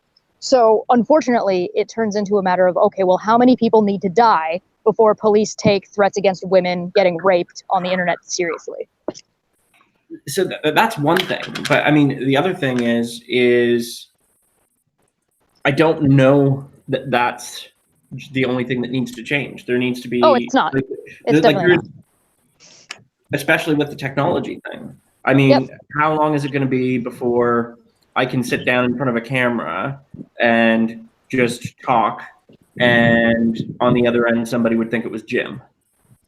Oh, yeah, no, we're not at all. It would be Jim's voice, but I just have to sit in front of and it can be completely faked in real time. Now, are you going to limit that technology because it can be abused? I mean, it has valid uses. You could use it to reinsert actors into a movie scene for like a retake. Like, there's all sorts of reasons that sort of technology is being developed.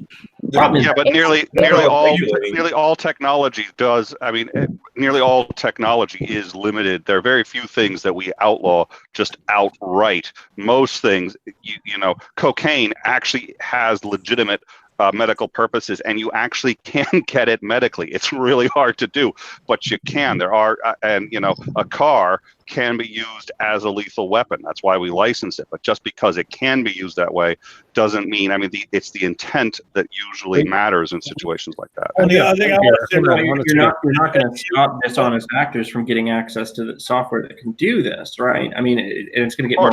So that's not the issue, because you're talking about intention of it. Because it's okay to play a police officer in a movie. It's not okay to impersonate a police officer on the street. So you're talking about a technology being used for, no, you're talking about a technology purpose being used for movies and having good intention to bring back actors who have passed away or unable to sit there and recreate their youthful being. But at the same time, it's never okay to impersonate or pose somebody in the way that it's not being saying it's okay.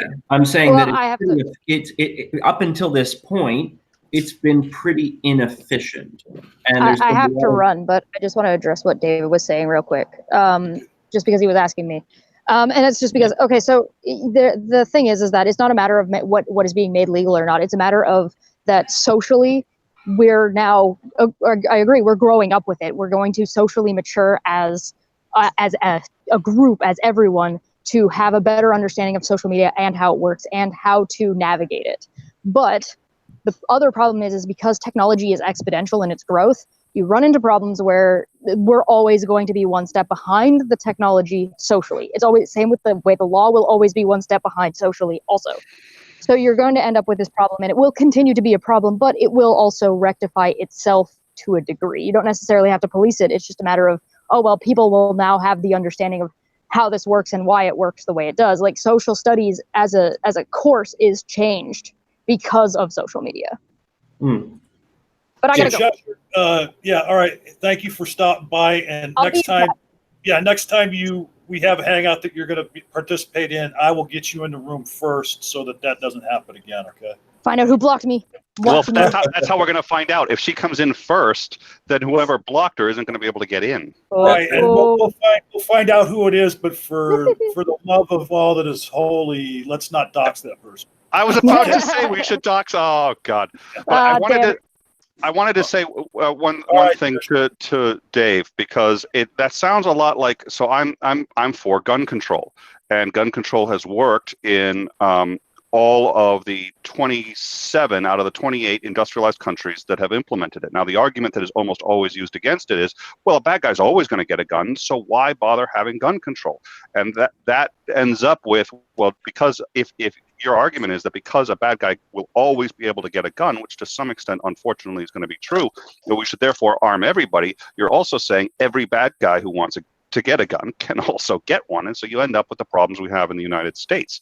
So just because there are going to be people who will be able to skirt the law is, in my mind, not a valid argument against having the law in the first place. So, I mean, that's not. Is this our opening to start discussing gun control? Because wait, that's what I've been discussing that. What are you guys talking about? I mean, given that the topic is the weaponization of social media, what I'm saying is if we end up with technologies that are easily accessible, that can be easily weaponized, right? Where not only could somebody like impersonate somebody or fake a screenshot or something like that, but they can fake being them, right? where the technology to fake information, whether it's from a politician or, you know, somebody meets you on the street, takes a video of you talking to somebody on a cell phone. They have the original footage. There's no other copy. They edit it so you've said something else in the conversation. That goes up. You have no way to say you didn't. Now you're trying to defend. Do you know what I mean? Yeah. So when media gets to the point where that becomes very difficult or impossible to distinguish, then what happens to the larger social sphere, the ability to do anything through social media at all? Because you wouldn't be able to trust any, like there would be a massive problem with trust. But I think what's gonna happen then, and I think what that's gonna do is the market of good ideas is gonna end up killing social media, because everybody's gonna be aware that you can't trust it, and all of a sudden nobody's gonna want to talk on social media anymore. So unless there's some kind of innovation against that, the answer is nobody's gonna want to use social media if they don't even know who they're talking to, and if they can't trust anyone they're talking to. Yeah. Yeah, and that's why I say, like, I don't know that just time going forward is going to fix some of the problems. I think that you'd have to legislate certain usages of software. So if you were caught impersonating somebody in a specific way, that it would be a very serious thing. So you agree with me. So why am I arguing with you? You obviously agree with me. Hey, so we haven't heard from. I don't know why you think otherwise, Nick. We haven't heard from Raging and Sokka in a while. Either one of you want to get in here? Yeah, so I think one of the things when we bring up stats on gun control is that I was stuck in it. That's a whole other. I don't think we should listen. That's one of my things. I own 2 domain names. The first is the Atheist Codex. That is a huge project. That's my big thing. Everybody knows about that. The second domain name I own, the Gun Control Codex. I just don't. So I'm more than happy to get into it with you, but I don't know that right here. How about for another stream? Let's do that. I will be there. I'm just messing with you, Nick. Okay. Well, you had me. Okay, good. You had me. Raging. No, I think that when it comes to the weaponization of social media, that we need to be careful with how we do this, because trying people in the court of public opinion, while might be satisfying for some people, it's not a system that we want to be part of. Like that. And this is where the concern comes in, where when is it snake too far? When have we gone too far with this? And one of the things I've been kind of following recently is what's it called? It's essentially the Chinese social media score. Have you guys been following that at all? Yes. Yeah. Oh. And when we talk about these dystopian concepts of the future, we're not too far out, because there's part of the world that has already gone there. Just like that Black Mirror episode. Anybody seen that? The Black Mirror episode where everybody is judged on social media and they get a rating and so Nakasuchi, you got anything for us? You've been quiet enough. Just in a reverse direction, back to kind of Jim's point, there are positive things to weaponizing social media. When you first approached me about this, John, I told you one of my first responses was, my channels, I weaponized my channel. I was isolated. I couldn't be who I wanted to be. I had nobody around me. I'm surrounded by nothing but Christians. Nobody wanted to hear what I had to say. I made a YouTube channel and I weaponized my voice, and it's slowly growing, still growing. So, there's very good aspects to weaponizing social media as well. But I think that, unfortunately, the bad aspects kind of outweigh it, even though I still think that generally it's a good thing. But it's so easy just to be, there's unimaginable things that could happen with this. We just don't know where it's going to go. I was trying to give you the word that you were reaching for. Consequences. I'm used to being loose. I'm not drinking tonight. I think what ultimately is going to happen is there's going to be a battle over freedom of speech and what constitutes freedom of speech in the media that you can put out. And there'll have to be limitations for certain things. At some point. And there already are. You know, I mean, there already are now. But I think let me get in. Apologize for interrupting, but let me get in here real quick. Jim just messaged that he's going to have to leave us here real quick, and just want to mention, if you weren't here for the beginning of the stream, we did talk about Jim's new channel that he just started recently, the Disciple of Kairos. Once this stream posts as a video, I will get a pinned comment in the comment section with a link to his channel. And as he said, if you're in the live chat now, you can click on his avatar, go to his channel, and give him a sub. He is starting out his channel with going after everyone's favorite punching bag, Kent Hovind, who's a barrel of laughs. And go ahead, Jim. Anything you want to say before you have to head out?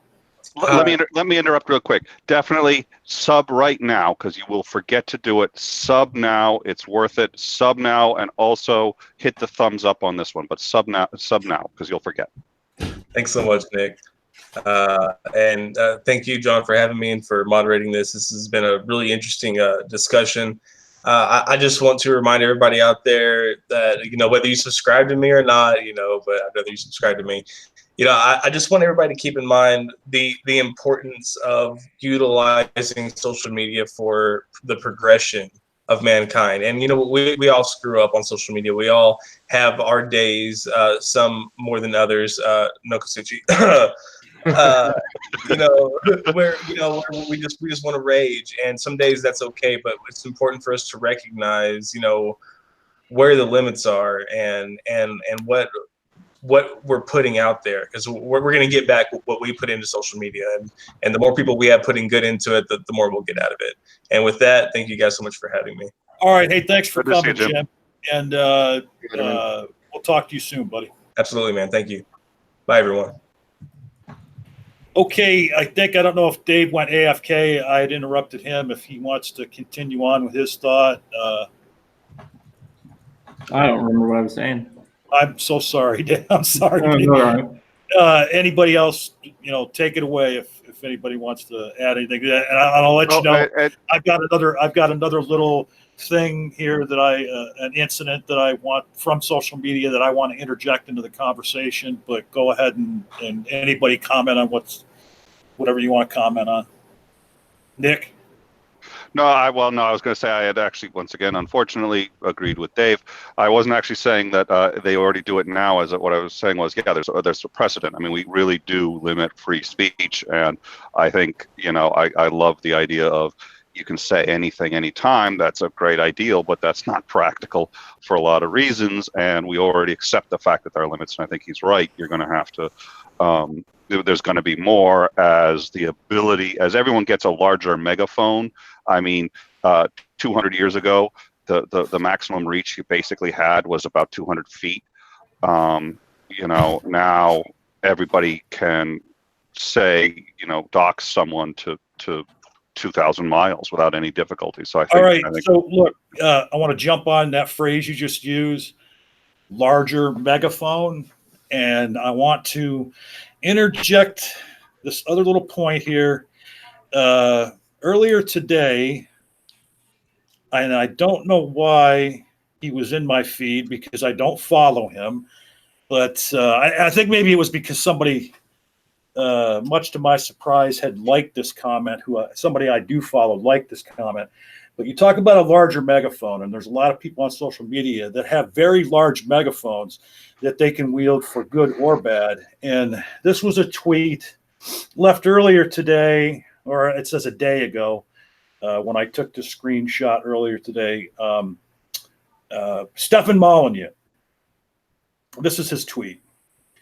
And I don't know what thread this was associated with, but he tweets, "Just off the top of my head, white countries gave the world anti-slavery, limited government, free speech, free markets, rational philosophy, equal rights for women and minorities, freedom of religion, freedom of the press, modern science, and modern medicine. And then he ends that with other cultures, question mark. It had 1,278 replies, 2,862 retweets, and 9,350 likes. Now, I'm not a fan of Stephen Molyneux. I got to tell you, the idea that all of those things, and from hearing him before, and much, much more, are brought to us only by white culture is complete, utter fucking nonsense. But, there's an example of someone with a big megaphone putting out ideas that he believes in that can have an effect. Anybody wants to go on that, go ahead. I can't believe he actually believes that. So much of that is completely, but I do like, he's also equivocated enough. If you want to talk modern science, absolute modern science, and if he wants to, but the reason he said modern science was because he can't say science, because if he says science, he's going to have to contend with the fact that the best scientists for, and arguably for all time, if you look at what they were dealing with, were the Arabs. So it seems to me he probably knows what he's doing and is just trying to get the attention. I suspect he doesn't believe half of that. And there's a lot of that too, unfortunately, which is people just trying to get attention by saying really controversial things. And here, I hope this doesn't throw a whole wrench into this, but I do want to hear what Saka has to say about this, because from what I know of him, he's a bit on the right side, politically speaking. But Saka, right and bigot aren't synonyms, right? You know that, right? I didn't mean to imply that. No. Ouch! Jeez. Okay. Yes. Did you ever see that Flintstones episode where Wilma is going after Fred and he just keeps shrinking down and down until he's about 2 inches tall? That's where I'm at right now. Saka's Unfortunately, yeah. I'm not sure what the point he's trying to establish is that when it comes to taking and incorporating different aspects from different cultures, that classically or traditionally Europeans have been really good at it. They've been really good at stealing cultures. Yes. Yeah. Is that the point that he's trying to establish? I agree with Nick. Yeah. When it comes to modern science, sure, why not? There might be some truth to that, just because there's history. Hey, it's not fair. It didn't happen, but whatever. But yeah, it's not. It's one of those points that this is a common thing that gets brought up with race realists a lot. Is that they'll never say anything inherently racist. Okay, they'll say things that's on average, black people have less of an IQ than white people. But we're not racist because we acknowledge that Asian people have a higher IQ than white people on average. Or that, hey, I'm just pointing to the crime stats. That's it. I'm not. Facts aren't racist. Facts don't care about your feelings. But yeah, I agree. But it's what you're implying by them. It's the type of narrative that you're trying to paint with when you throw that information out there. And it's the same thing, When you say I'm just telling it like, I have never in my life heard someone say, "Oh, I'm just telling it like it is," and not having them trying to weaponize truth. Just because it's true doesn't mean it can't be weaponized. Oh, exactly. Yeah, that's the point. And if they try to hide behind this narrative of just all they're doing is we're just saying facts. Why are you getting mad at me for saying facts? But it's not that. It's that first off, the term fact there is it could be liberally applied. Yeah, liberally applied. And then the second part is that it's the inclination of what you're trying to imply by those statements, as well. So, yeah, no, I disagree with him, and I think that it does a disservice to a lot of the historical relevance to why those statements as taken as facts might be true, but it's disingenuous on his part. Well, I think a lot of it is just for a long time people were too nice to people that had really bad ideas. You'd be at a party and somebody would say something racist and you just ignore it because it wasn't really harming anybody at the time. I think that we stayed too quiet for too long, and now we've got a whole shit ton of problems. You know, I'm personally, I've got a lot of Native American blood. I've been accepted on the Cherokee Reservation. If you go into them reservations, you'll see the results of white impact on Western civilization. So these things are. I saw KC put it up on Twitter. There was an amazing atheist poll on whether trans people should participate in sports. And I understand it's a nuanced argument and people don't have the facts, and we're still discovering the facts. Only 5% of people on that poll agreed that trans people should play in sports. It was very eye-opening poll. You know, a very eye-opening poll. Hey, let me get in here real quick and just remind everybody. Off the Hook is here with us in the hangout, and she must have herself muted. But we mentioned earlier that that Off the Hook has a GoFundMe up right now, and she's been posting a link in the live chat. She had a very bad automobile accident, and she really needs the community's help. And like I say, she's been posting a link in live chat. As soon as this video posts, I will get her information in a pinned comment, along with the rest of our guest information. And just, you know, hey, if we're going to be a community, please do what a community should do. And regardless of, I almost said irregardless. Ain't almost. And, you said it. Yeah. You stopped yourself. Let's not. You know, regardless of you know what agreements or disagreements or what people think. Because we could be a community and still disagree on certain points. But when someone in our community needs our help, please hit up her link and GoFundMe and help with what you can. Thank you. Yes, I just posted in the Hangouts today. Yeah, I kept it muted. I don't want to interrupt you guys with any background noise. And actually, I mean, I actually did mute you at one point because whatever you were doing in the background was bleeding through there, but not real bad or anything like that. So jumping off on what Nakasuchi just shared with us, who wants to get in and take it from there? I think there's a skill to learning when somebody's serious and when they're not, and there's no way to know if he's serious or not. But I think there's a point at which you just have to not listen to people who say that and just leave it alone because they're looking for a reaction. And I'm sorry that guy got as many tweets and likes as he did, but the appropriate answer isn't to sit here and say why you're wrong, because my suspicion is he probably knows it. He knows he's wrong. Yeah, that's a good point. The tip-off was that he said modern science. The second he said modern science, I said, okay, so he knows history well enough to know that statement is completely indefensible unless he adds the word modern to it, which of course necessarily hinges on all the science that came before it. So he has to know that what he's explicitly trying to do is to make the most egregious and yet somehow maybe defensible statement possible. And the fact that he said modern science in my mind is the tip-off. The guy's just a troll. Is that really evidence that he knows the history, or is that just possibly that people within his circle who might share his beliefs tend to refer to modern science in that way? It's like COVID with evidences.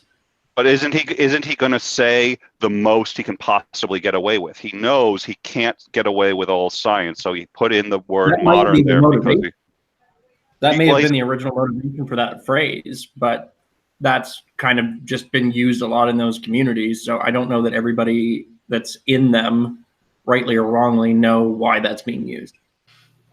That's an interesting point. I still would strongly lean towards the guy. Look, you don't put something like that up on Facebook, on Twitter in general. And here's the other thing, which was he wasn't actually making a point, which is what John had said earlier. If he wanted to make a point, he'd probably lean towards a point. He didn't. He's just making a whole bunch of statements, and he's almost implying a point, but he's not even really doing that particularly well. So what it strikes me is he's just trying to get a rise out of people. And look, it worked. Look at how much that guy's gotten. I mean, I have to work really hard to get anything, to get that many retweets or comments. I mean, I am lucky. I'll see that once every 3 or 4 months right now where I am, and look at how easily he did it. So that's my guess. And that's why, by the way, that's why I'm also for, I am for platforming people with really bad ideas, so long as it's done well and with a good opposition. Because look, if he's serious about it, tell you what, I am willing to have that discussion with him. But the thing is, I'm qualified to have that discussion with him, and I think it's not going to turn out as well as he might like it to. But I'd be curious to see if he'd be willing to do that. But if that's something he really wants to discuss, that's something we can do. My guess is no, because I don't think he either can't defend those statements to any serious degree, and nobody's actually challenging them, and he's got no interest in it, or he'd double down and go for it. But then it's really a question of how unhinged can you make him look in an hour, and it's probably pretty unhinged unless he really truly believes and can support those statements, and I don't think he can. That's true. So where do you think we're at on this conversation, guys? Do you think we've exhausted it? I don't think you're ever going to exhaust it, but I think it's a good. I like where we are. I think we've done a good round. I think everyone's starting to get tired. I am, at least. Yeah. I mean, I think we could talk about this forever. It's going to be a continuous conversation, but I think we've covered the major points. You're right, by the way. I really am. I didn't mean to, but I'm Steve. I mean, really, my answer is yes. I think we've covered it, but I can't just give a straight yes. I was like, well, we could go on forever, technically, if we wanted to, because really, does time have any end? And as long as people are existing and thinking about it. I mean, are we even having this conversation, really? Well, no, because you see, on the quantum level, everything is a projection. Everything is actually a projection. None of this is actually happening. That's true if this is the replay. Well, okay. Somebody's going to be replaying. Yeah, that's going to be true. It's I kind of gotta get going out pretty soon anyway. So this is a good ending for me, as if it is for anyone else. It's great. What do you think? What do you think, folks? Is this a good point to start wrapping it up? Yeah. Right. And the only point I wanted to make was on something that Nick had said earlier about, when he was talking about free speech, and that there is limits on free speech. And while we may have free speech about some things, there are some things that are bound by law, and there's some things that are bound by just social consequence of those things that we say. So, regardless if we say and can say anything that we want, we have the ability to speak how we speak, share our thoughts and ideas, whether they be right, wrong, or indifferent. But there's always going to be some type of lawful consequence or social consequence, regardless of what we say. I don't agree at all, and I'm blocking you for that. Well, so yeah, let's start wrapping this up. I mean, I love taking part in like the Raging Atheist streams and Steve's streams, which tend to go quite long. 5 or more hours. I love taking part in those, but I don't want to be the moderator for that long. So, can you kick the Raging Atheist out before we leave? What? Messenger. Come on, say something. Say something horrible, Nakasuchi. You goddamn fomenter, you. I'm peaceful tonight. I've been in. Yes, I know. And let's not change that. I don't think we should. I don't think anybody should be poking the sleeping lion there. I don't know. I don't know who thinks this is a good idea, but I want to get going. I'm like Tony Stark with the Hulk. I'll just zap him in the back. I had a really good conversation with Ocean about Frith before I came on here, and it really put me in a good place. Hey, speaking of Ocean too, Ocean just hit 1,000 subs the other day. Nice, congratulations! And I commented on Twitter. I said, finally, this guy has as many subs as he does gods. All right, so let's go down a line and give everybody a last word, or if there's anything I want to plug. Let's start with Dave McGinnis, co-owner of the Slippery Slope Show. Go ahead, Dave. Go Slippery Slope Show. That's your final word? Yeah, we're going to be making stuff. It's coming. Okay. Nicholas. Nick Suter. You can find my work on Amazon. I've got a couple of books, a novel that was a rebuttal to Atlas Shrugged, That one got spectacular reviews I'm very proud of. Another book that was the memoir of a prison psychologist, Supermax prison psychologist from Massachusetts, and of course the atheist/humanist codex. You can find me on Twitter. I'm easy enough to find. I mean, you can Google me. I'm everywhere. But the humanist codex is the website I'm working on. And, are you trying to? Are you trying to say that you're omnipotent, Nick? I didn't say I know anything. I'm sorry, you're omnipresent. You said omnipresent. There you go. Well, I'm easy enough to find. Okay. Thank you for correcting me. And now I know why I'm not coming back when you're modding. Okay, we're going to jump over off the hook because I want to give her the last word. And Sokka, you have anything you want to say to close or anything you want to plug? No, I am not interesting at all. I have a bunch of future kind of like discussions that I have planned.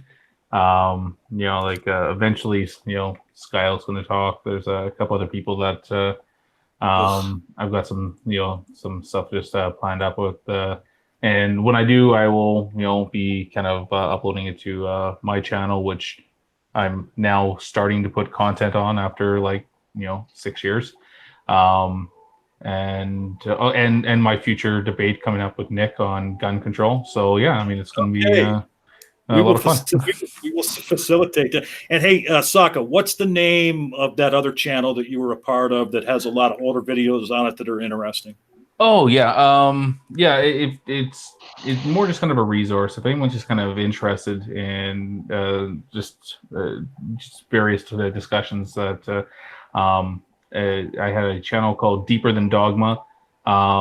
There's a lot of familiar faces that people will see there, like Skylar Fiction, Ozymandias Ramses II was frequent in there as well. You had you do Deeper Than Dogma. Yes, yeah. I loved. Oh my God, and I can't believe I've spaced his name, but that was one of the things I was thinking of for you. You have some great videos, including one on Daniel 9 and the Floyd FP. Floyd FP. I love that one, and I talk about debate prep, but that was just was able to beat Floyd on Discord the other day, and he's a fascinating individual. Yeah, that was this morning. That was a great video. So, Messenger reveals. Any last words? Yeah, one, Sokka can stick his false humility up his ass because the guy's smart as shit, and we should all have some inquiry and curiosity into the way he thinks, because I like the way he's very rational about things and he's very thought out. So I think we can all learn and gain in terms of what he shares. So I take a jab, but I also have a lot of respect for who he is. I love this community that you guys all create. I think that sharing ideas and putting those ideas out there and giving the information that's unique to you gives other people the opportunity to receive something they haven't received before. I have a very different theistic viewpoint of God and Jesus. If you want something alternative to that, check out my channel. If not, that's cool too. But love being around you guys. All right. Thanks, Steve. And the Raging Atheist. Yeah, you can find me at the Raging Atheist. I pretty much try to have an open channel for anybody that wants to come and have a conversation, come talk. I really try to highlight and platform new atheist voices in the community. I focus on that, pretty much just having an open room. You never know who's going to show up tonight. Ocean showed up out of the blue. Sokka's usually somewhere around. You usually find him and that bald guy that's right next to me right now, Messenger. Lot of friends, John. We have a good time, and sometimes the conversations go for 6 to 8 hours, so it's a good time. And Sokka most of that's just me talking, right? Yeah. It's mostly Sokka. At least 30 minutes of it. And Sokka, I'm never gonna live that down, John. I'm never gonna live it down. And Sokka he always seems to be lurking there in the background. You never know when Sokka's gonna pop up. Well, I'm the Raging Atheist, so I'm kind of Neanderthalic. I need a really smart guy to come in and drive them nails home. So I got Sokka. And so off the hook, we're going to say that we saved the best for last. Off the hook, do you have any last words and remind us of your GoFundMe? Yeah, sorry. Yeah, guys. Just want to thank everyone who donated or didn't donate, anyone who said, I hope you feel better, asked how I was doing. This is very difficult. I got a $25,000 bill in the mail today, along with the second letter from the hospital stating that they found 8 internal injuries after I was discharged and to come back, which I can't afford to go back, so I haven't, even though I should. So all this will definitely help. And we're straightening out the insurance situation. So within 30 days, I should have this insurance back. But up until then, and anything that's incurred in between will not be covered, which sucks. But so I posted the GoFundMe in the live chat. If that's difficult, then you don't have a screen name. I posted a PayPal as well. You can just click it and it'll do it automatically. Whatever's easier. So we'll get all that information in the comment section once this video posts. Again, be a community member and help a fellow community member. Pictures are pretty hard to look at. So if you don't want to see me all beat up with a huge purple eye, don't look at the photos. But if you don't mind, you can go through the photos. I posted my leg, my face, the car being crushed, the hospital papers. I posted, there's like 13 or 14 pictures up there. So any questions you guys have, feel free to ask. I know the main one is whose fault was the accident. There's a lawsuit my aunt filed for the brakes failed and I hit a tree. So really no one was at fault. I didn't get any tickets, it was kind of out of everyone's hands. So no one was really at fault for this accident, but the mechanic, I guess, is the only one at fault here. I just feel really bad suing him because I don't think it was intentional. It wasn't intentional, I'm sure. And he called me up very upset after he heard what happened to me because this was a big thing in my town. They tried getting a helicopter to take me out. That's how serious this was. I almost died. Oh, wow. Yeah, it was really bad. I mean, I shouldn't be alive. I still can't walk. It's really bad. He feels really bad about it. So I don't want to sue him, but my family is pushing it. So I'm just not sure how to go. Let me be one of the ones to say that I hope you feel better soon. I did see the pictures, and I can't imagine. That was after the swelling went down, and that was after all the blood was cleaned up. Those were the best pictures. Right. And my heart goes out to you. And one thing I want to mention is, so like I said earlier, we are going to when I have a stream, we're gonna learn about a new channel at the beginning of each stream. I will again, have 3 or 4 months. So next weekend I may have one, or it might not be till the weekend after. The next channel we're going to hear about is one of the people that's with us here tonight. We're going to hear about the Raging Atheist channel. Because even though there's a lot of you might know about it already, there's there's people out there that don't know about it.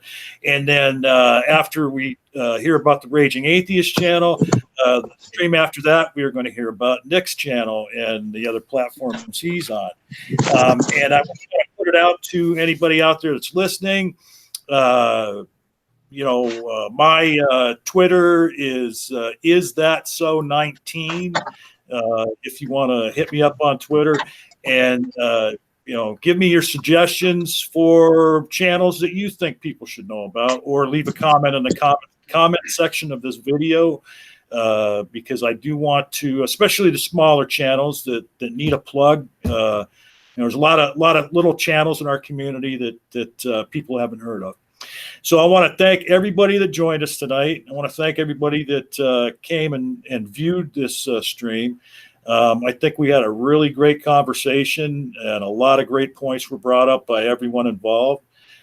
And with that, let me just say that now I'm sure she didn't coin this phrase, but I've heard her say it an awful lot. Judge Judy likes to say, you have 2 ears and 1 mouth for a reason. And too often in discourse, we're so busy talking, we don't listen. And I would just like to implore everyone that when you're having a conversation, make sure you listen. Good night, all.